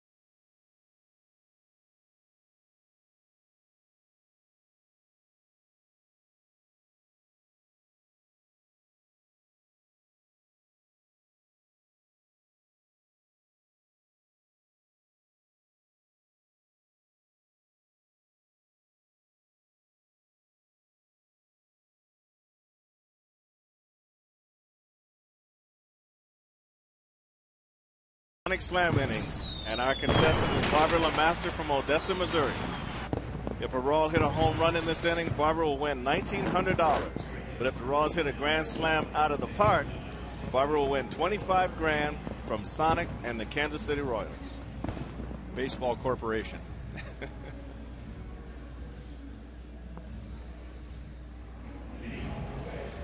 This is Bill Murphy taking over for David Percy. Percy going 5 innings, giving up 6 runs, 8 hits, 3 home runs, and threw 94 pitches. So Cito Gaston has to go to his bullpen in the 6th inning. The Royals will send up Mike Aviles, Miguel Olivo, and Coco Crisp. Well, Bill Murphy is typical left-hander, 81-91 on his fastball. The tails from right-handers. Then he's got the curveball, slider, and change.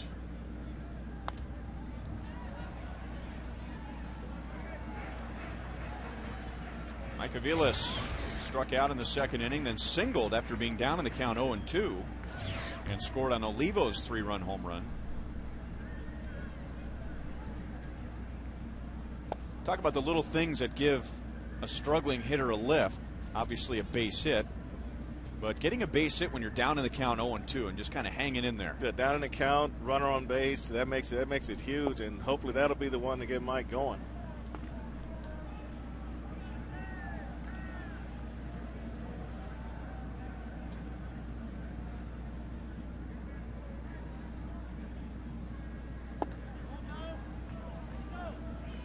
He did not go around, says Adrian Johnson, bundled up at first base. Remember when Mike came up last year, Ryan, how easy it was for him to hit the ball up the middle right field. It was almost like at will he could do it, and he really just hadn't gotten that comfortable feeling at the plate where he's got the right rhythm to stay on those pitches and really get back to where he was last year. And now Miguel Olivo, who had a 3-run home run in the 4th inning. And this is a big home run for Miguel. Not so much that it was a home run, but that he stayed with the pitch out over the plate and he drove it to right center field. Where in yesterday's game he was pulling off the ball a lot, chasing some bad pitches, but showed a lot of discipline to make that adjustment.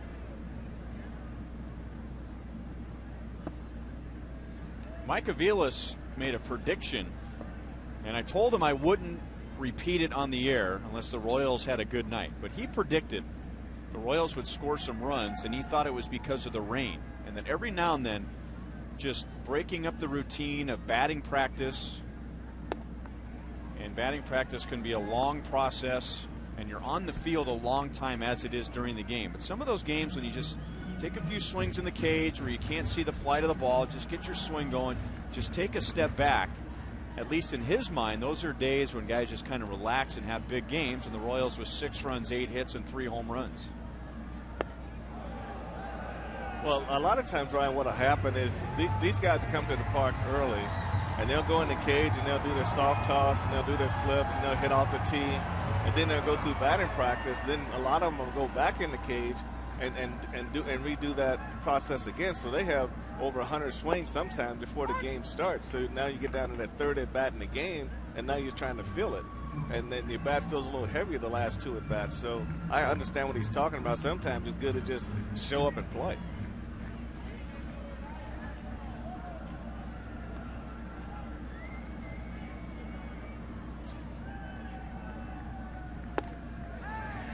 Walk to Olivo. So Bill Murphy having his control problems. That's 5 walks for the Blue Jays to go along with 6 from Brian Bannister. The first T-shirt Tuesday is tomorrow night. First 20,000 fans coming out to watch the Royals and the Blue Jays. We'll get this first of 6 T-shirt Tuesdays. And this one is a nod to 1969, a year of a lot of big events like the Royals moving to Kansas City. T-shirt Tuesdays brought to you by our friends at AT&T. Starting to rain, not very hard, but the wind kicked up, so blowing the rain all over the stadium, and so some of the fans have decided they're going to run for cover.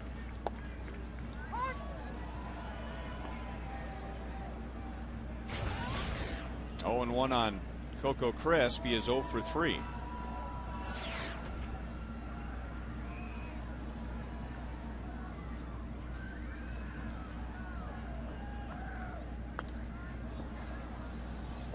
No balls, 2 strikes. Joe Goldberg.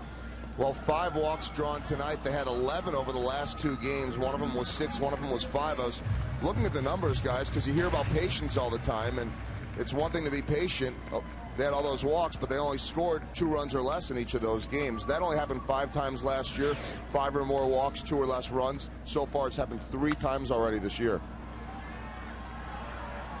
Aviles leaping over the ground ball towards Roland, and with Coco Chris speed, Blue Jays only getting 1 out. So first and third, 1 down.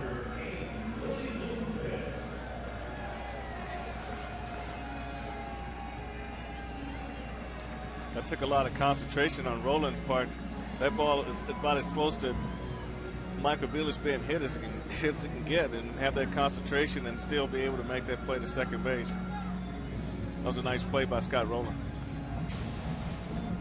Well, adding to Joel's point, as we talked about at the top of the broadcast, Frank, that the Royals offense hasn't gone totally dead. They've been getting their share of base runners. Yesterday was a perfect example. A lot of men on base, just haven't been able consistently get the big hit.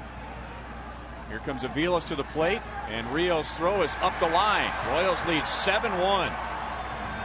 And Willie Bloomquist adds an RBI to an already productive night.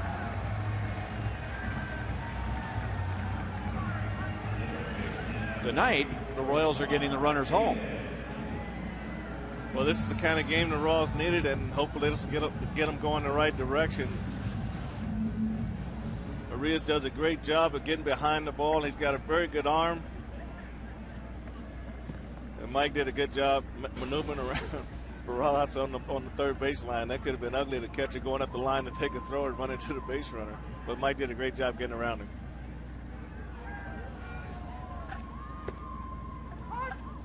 Now 0-1 to Mark Teahen.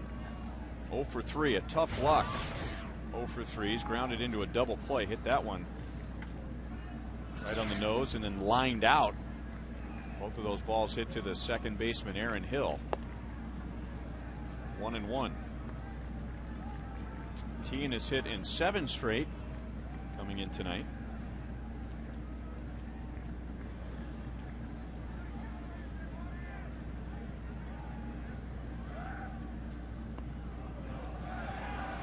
Coco moves up to second base on the wild pitch. I would think Kevin Seitzer and Trey Hillman would be happy with the way the Royals have scored tonight. 7-1, but they really haven't had a huge inning. 2 runs in 1 inning, 3 in another, 1 in the 5th, 1 in the 6th. Just steady offense every inning. And I think that really stands out more because Banny's been able to go out there and put zeros on the board. Where if you had a back and forth game, then it would probably look a lot different to Trey Hillman. 3-1 to Mark Teahen. A 2-run home run for Jose Guillen in the first. The Blue Jays had scored in the top of the first. 3-run home run for Miguel Olivo in the 4th. And then Guillen a second home run solo in the 5th. And now Willie Bloomquist with a sac fly in the 6th.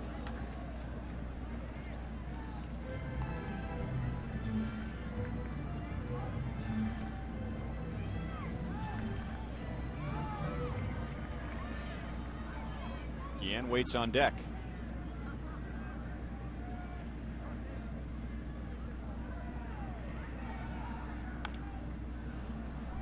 And we'll do it again at 3-2.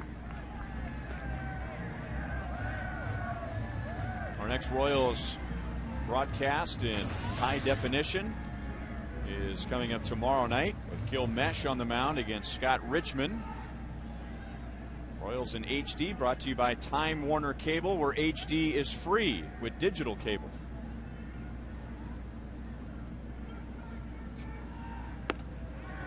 Teahen takes a walk. Count them, 12 total walks for both teams tonight. And Bill Murphy just into the game in the bottom of the 6th, not helping out his defense. He has issued 3 and allowed 1 run to score. Now has to face Jose Guillen, who is 3 for 3 with 2 home runs.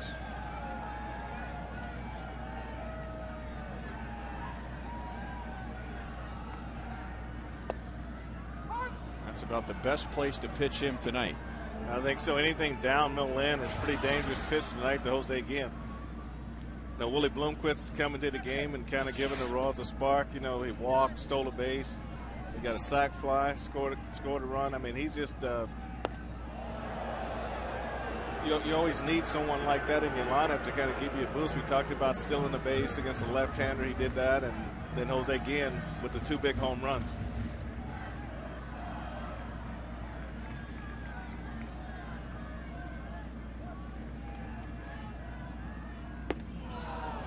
Well, he's feeling it because he's letting it go. Nothing to hold back now. They got a 7-1 lead. No reason to be patient. So he's going to try to get a pitch he can really drive. He's taken his batting average from 176 to 300. Of course, he missed 2 weeks on the disabled list. Got a pitch in on the hands. And Hill will give way to Rios. And the inning is over. The Royals score again and lead 7-1 at the end of 6.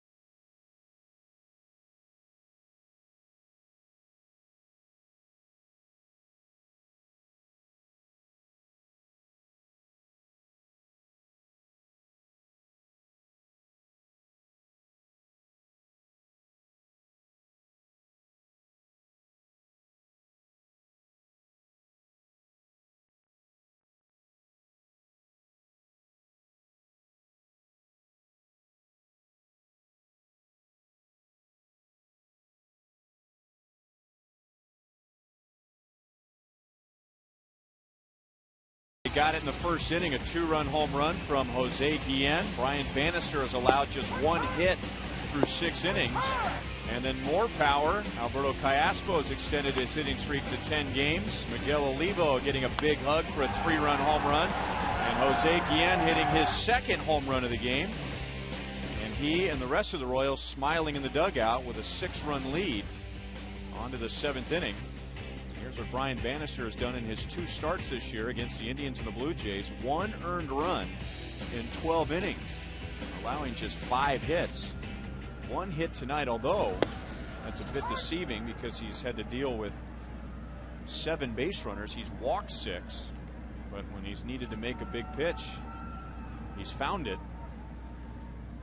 And the Blue Jays, who came in tonight leading the American League in runs scored, leading the American League team batting average, 2nd most home runs, 2nd best on base percentage, held to 1 run, 1 hit in 6 innings. Aviles at shortstop throws out Rod Barajas, who is 0 for 3. Speaking of their offense, we asked you to call it. Presented by Sprint. Who do you think is the best offense in the American League? And right now, giving the nod to the Rangers, a slim lead over the Red Sox. Blue Jays coming in 3rd. And the Tigers, whom the Royals just finished a series with, just 11%. Keep voting, and we'll update it again later in the game.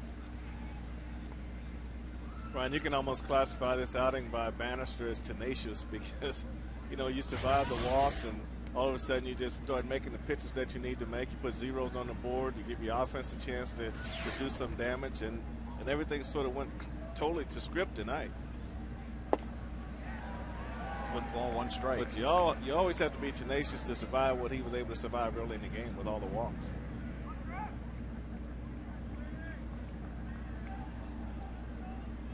5 of the 6 walks in the first 3 innings. And he has retired 11 of the last 12.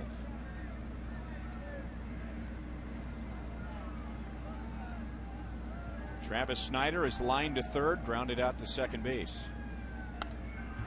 2 balls, 2 strikes. Banny giving the Royals 6 shutout innings Wednesday at Cleveland, trying to give the Royals 7 innings. And we discussed this long stretch of games that the Royals are in, 20 straight without an off day, and every 7-inning outing by your starter is like gold, and Bannister deflects that perfectly to Alberto Callaspo. That's when you know it's going your way right now.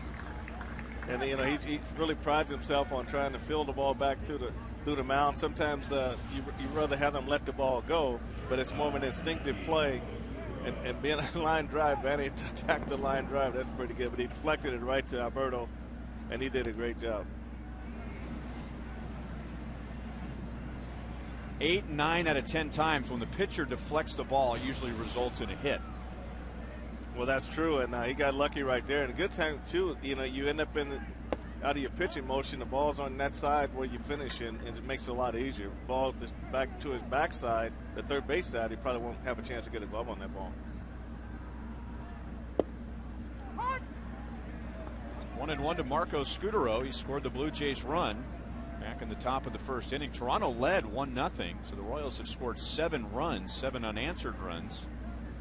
Scutaro has walked twice, flied out, and slices it into right center field. And Mitch Meyer now in right field makes the catch, and Brian Bannister has retired 13 of the last 14.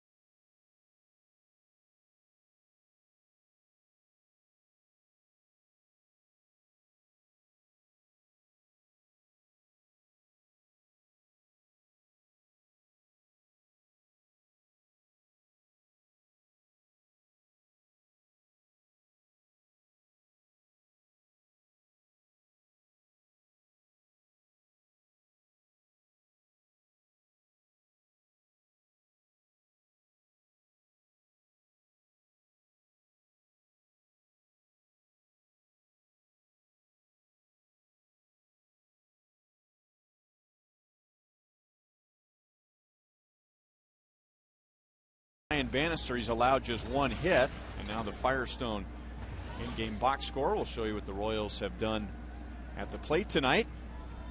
7 runs, 8 hits, 3 home runs, 2 from Jose Guillen. Billy Butler will lead off the 7th against Bill Murphy, and he hooks it to Scott Rowland over at third base, and Billy almost beat it out. Good hustle. Billy thrown out by one of the players that he admired as a kid growing up in Florida, Scott Rowland, when he played for the Phillies. Scott had a little trouble getting the ball out of the glove, and to Billy's credit, he hustled all the way down the line and almost beat that out.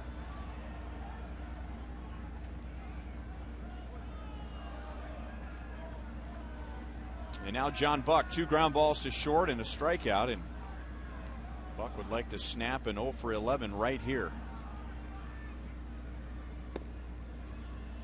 Royals scoring 6 of the 7 runs off of David Percy, who lasted 5 innings, and Bill Murphy on in the 6th, gave up 1 run.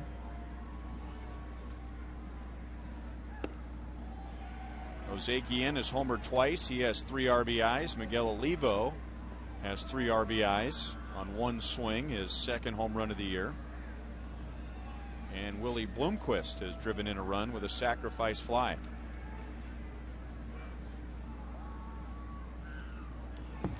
Three and 0 to Buck. Raul Chavez is now catching for the Blue Jays. So taking over for Rod Barajas on a cold, wet night. The Royals making a defensive change in the top of the 7th. Mitch Meyer is now in right field for Jose Guillen. And the one thing that makes the catcher's job easy is when the pitcher hits the mitt. Chavez asked for the ball on the outside corner last time, and that one almost hit John Buck in the foot. So you wonder how sometimes catchers can't block balls.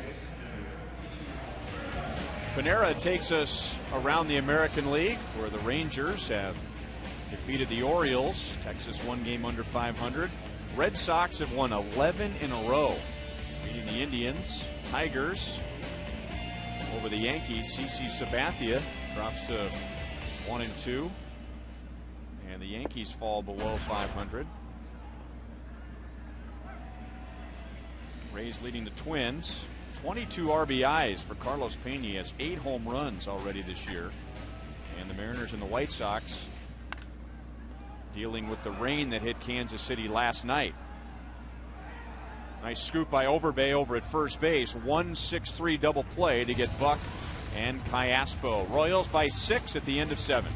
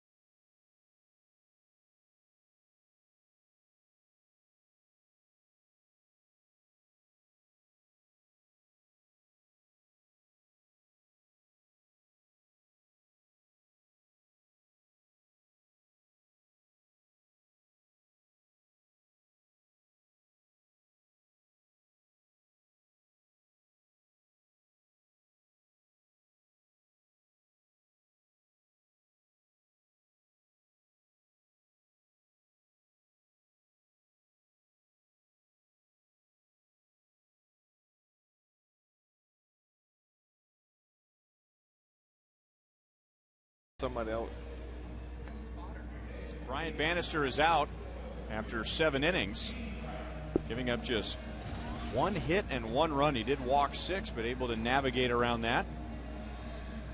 And now turns it over to the bullpen, and Jamie Wright on for the 8th to face Aaron Hill, Alex Rios, and Vernon Wells. The Royals far from a save situation, but still without closer Joaquim Soria.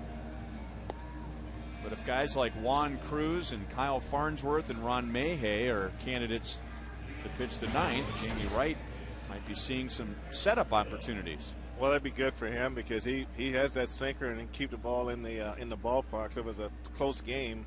He needed to keep the runs down. He'd be the right guy to go to.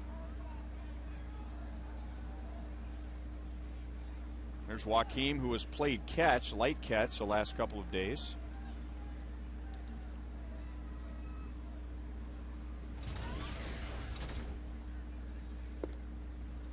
Aaron Hill was among the top 10 in the American League in hitting coming into tonight at .367, but 0 for 2 with a walk against Bannister, leading the American League with 33 hits.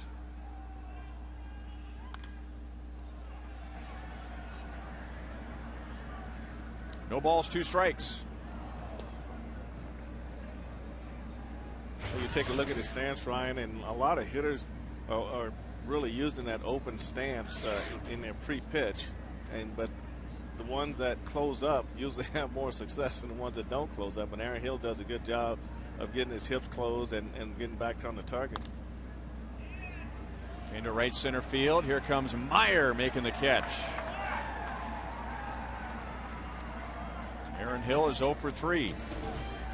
Royals baseball brought to you tonight by Panera Bread. Explore a menu full of hearty soups, hand-tossed salads, inventive salads, and savory breakfast items. Panera Bread, where every detail matters.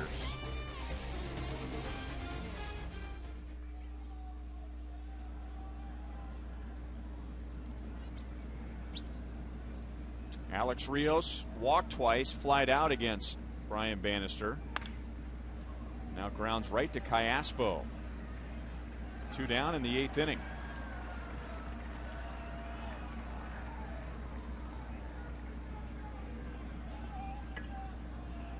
You kind of know how the game changes when Mitch Meyer comes in the game in right field. That's the second time that we see Mitch come in the game, and he and Coco have almost a collision in right field, especially on those little balls in between right center, the center fielder, and Mitch. And I think it's because Guillen doesn't cover as much ground and not as fast as Mitch, and then they end up on the same path. That's when they got to get together, and one's got to take the backup route, and one's got to go for the ball.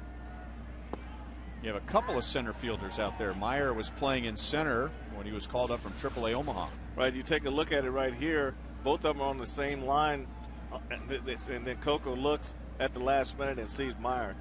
So in this one, where you're better off to let the right fielder come across and the center fielder be the backup man in that situation. Now it's 0-2 on Vernon Wells. Wells 0 for 3.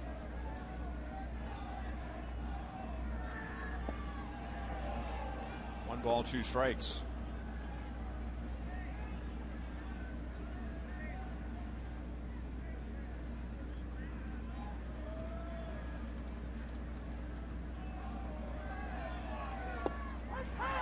Vernon Wells is 0 for 4.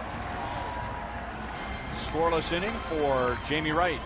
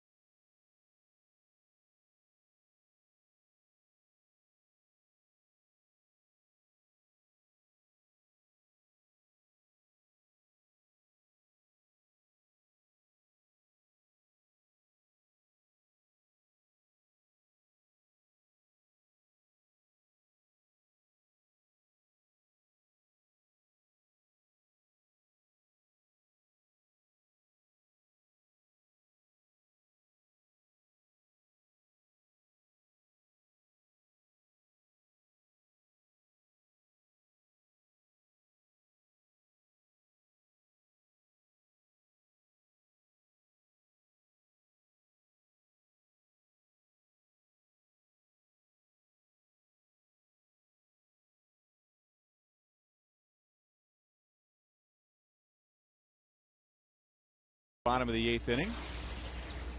Remember, you can get your gear at the official online pro shop of the Royals. Shop the largest online selection of Royals caps, t-shirts, jerseys, and more. 24 hours a day, 7 days a week.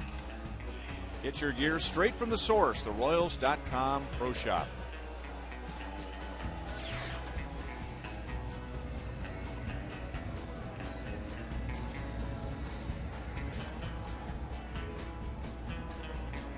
I don't think that's going to fit you, Slugger. This is Brian Bullington, a right-hander, pitching the bottom of the 8th inning with Mike Aviles, Miguel Olivo, and Coco Crisp.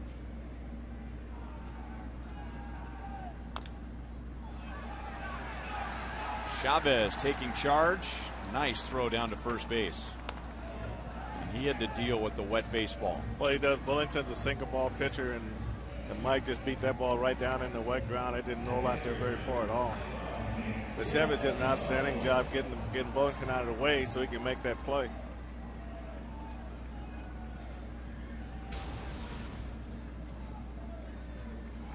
So Aviles 1 out of 3, scored a couple of times. And now Miguel Olivo, 3-run home run in the 4th inning. On the ground to the 7-time Gold Glove winner Scott Rowland. 2 quick outs for Bullington and the Jays in the 8th inning. Game 2 of the series tomorrow, same time. Gil Mesh going for his 2nd win of the year. 6:30 with Royals Live. Joel Goldberg and Jamie Quirk. The game starts at 7:10 in high definition. Royals and the Jays tomorrow night.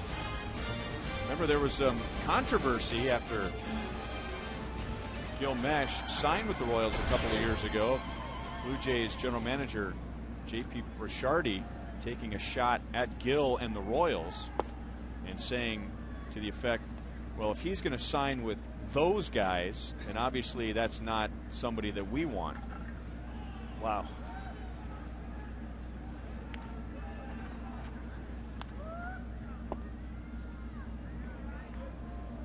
First step to Rob. Coco is 0 for 4 tonight.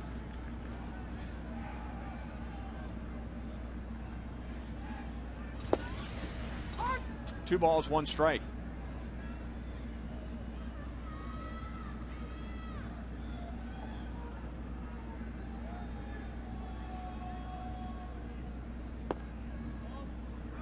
Brian Bullington, former 1st overall draft pick back in 2002. Selected by the Pirates out of Ball State. He was drafted by the Royals out of high school in the 37th round in 1999, but from Indiana, went to Ball State where his father was an excellent basketball player. His mother was a swimmer at Ball State and just didn't pan out the way the Pirates had hoped. They took him in front of a lot of players who made it to the big leagues, like Zach Greinke, Prince Fielder, Scott Kazmir, Joe Blanton, all selected after Brian Bullington in 2002. Zach will be pitching on Wednesday night. That walk is the 9th given up by the Blue Jays and the 15th in the game. Other than that, it's been a strike throwing clinic. 15 walks. And it's only a 7-1 game. I mean, you can say only 7-1 when there's been 15 walks. It could easily be 7-7. Yeah. 17-1. Hit hard. Boy, Hill makes a great play. He was screened by the umpire and somehow found the baseball and guns down Willie Bloomquist. Royals scoreless in the 8th. 3 outs to go to take game 1.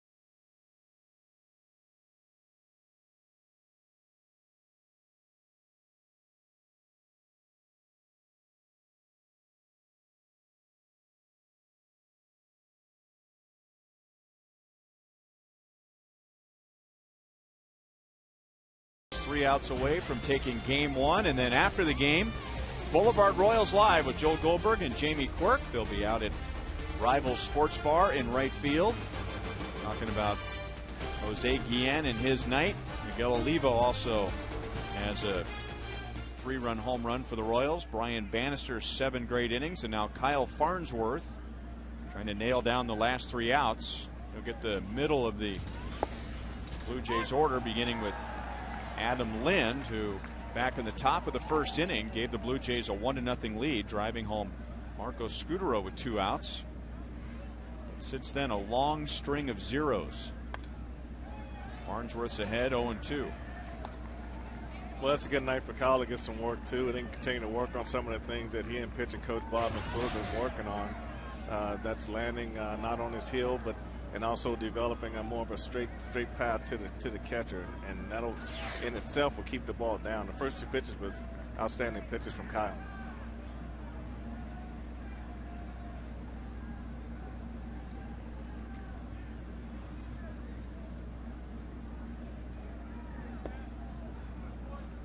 One ball, 2 strikes. 7 innings for Bannister. He got around 6 walks, gave up 1 hit. And that was way back in the first inning. Jamie Wright with a quick 1-2-3-8. And now Farnsworth to face Lind, Rowland, and Overbay. We were talking about Adam Lind right before he popped out to Miguel Olivo in his last plate appearance. That was on the 8th pitch of the plate appearance, and he is second only to Nick Swisher in average pitches per plate appearance. So he's going to make you work.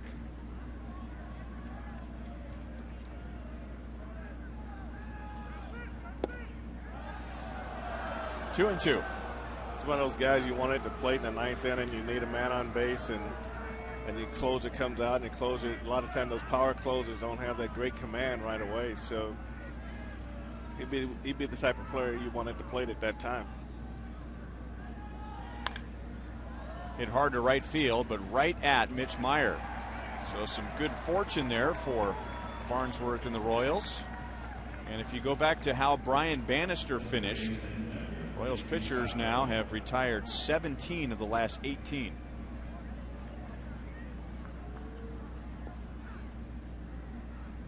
Scott Rowland 0 for 3.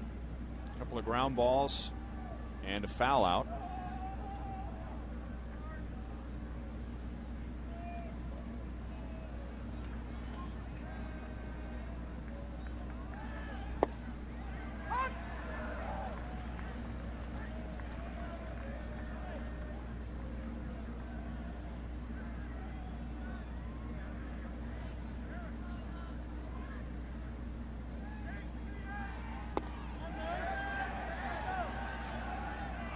Swing.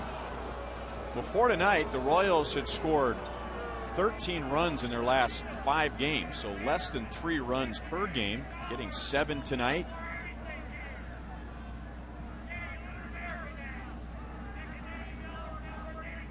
Royals had really struggled this year against left-hand pitching, hitting just .235 against lefties, and they're going to see 3 of them in this series, but 7 runs on 8 hits and 3 home runs against lefties tonight.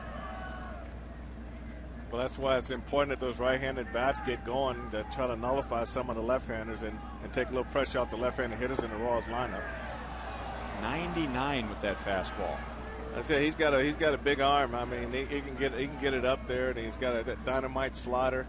It probably would help him a lot if he had something slower, like a changeup or a slow curveball that can get, because everything right now is hard. So when it's hard like that, then it's going to be real crucial that he spot his pitches, whether it be the slider or the fastball.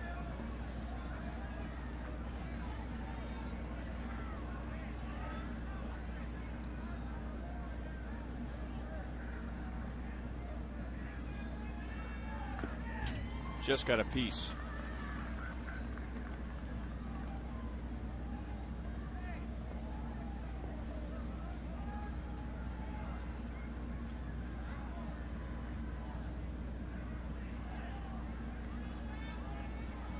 know, Ryan, Kyle's got the kind of slider that almost looks like a fastball to the last minute. But if he's down with his fastball and down with his slider, then he'll get more hitters to chase his slider with 2 strikes.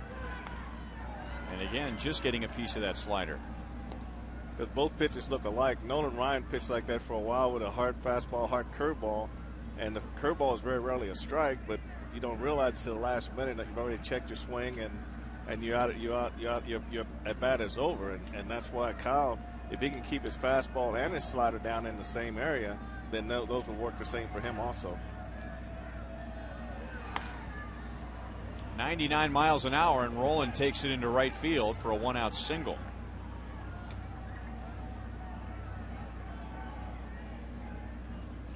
That brings up Lyle Overbay. That's one of those hitters that you would say is a professional hitter. And he knows Kyle is throwing hard. He doesn't try to meet him with a hard swing. He just takes the fastball and takes it to right field. Nice short swing and gets a base hit.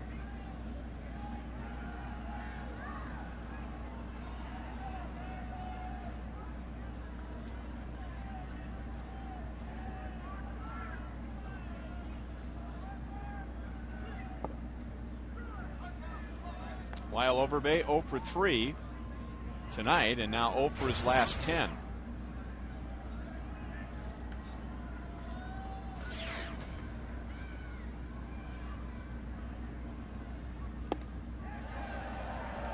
Royals trying to get back over 500. These are 2 of the surprise teams in the American League, and you could throw the Seattle Mariners in there. The Royals and Blue Jays have in common, they right now have the 2 longest stretches in the American League without going to the playoffs. Last time the Blue Jays went to the playoffs was 1993. So 16 years ago. The last time the Royals went to the playoffs was 1985. So 24 years ago. And what the 2 teams have in common is the last time they went to the playoffs, they won the World Series. But everyone else in the American League has been to the playoffs since. Well, 2 teams that were perennial, competing for division championships, American League championships, and just hit that dry spell, whether it be lack of talent, whether it be lack of pitching, but the years do mount up pretty fast.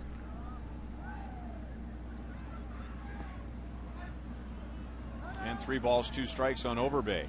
You know, the Blue Jays play in that tough Eastern Division, dealing with the Red Sox and the Yankees, and that in itself can give you a headache by the end of the year.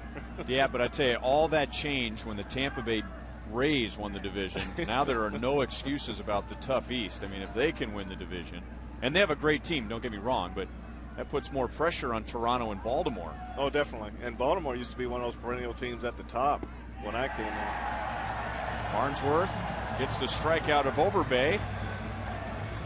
2 down, and Chavez will bat for the first time. Well, here's that tough slider we talked about, Ryan. And he just with his fastball down and the slider down in the same area, those pitches look almost identical, and the slider breaks late. Because I can think back when Baltimore was in that big 3, with Boston and the Yankees, and that really made that division tough. Rolling down to second base on that wild pitch.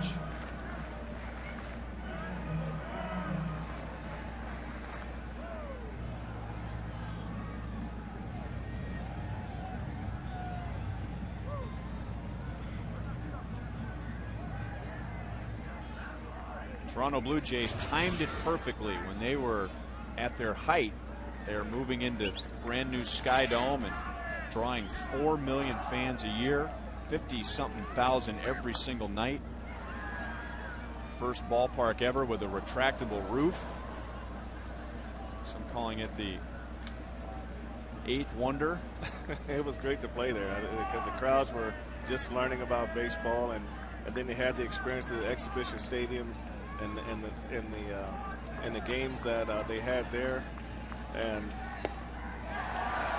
just having a team that they could get behind and root for. It was just great.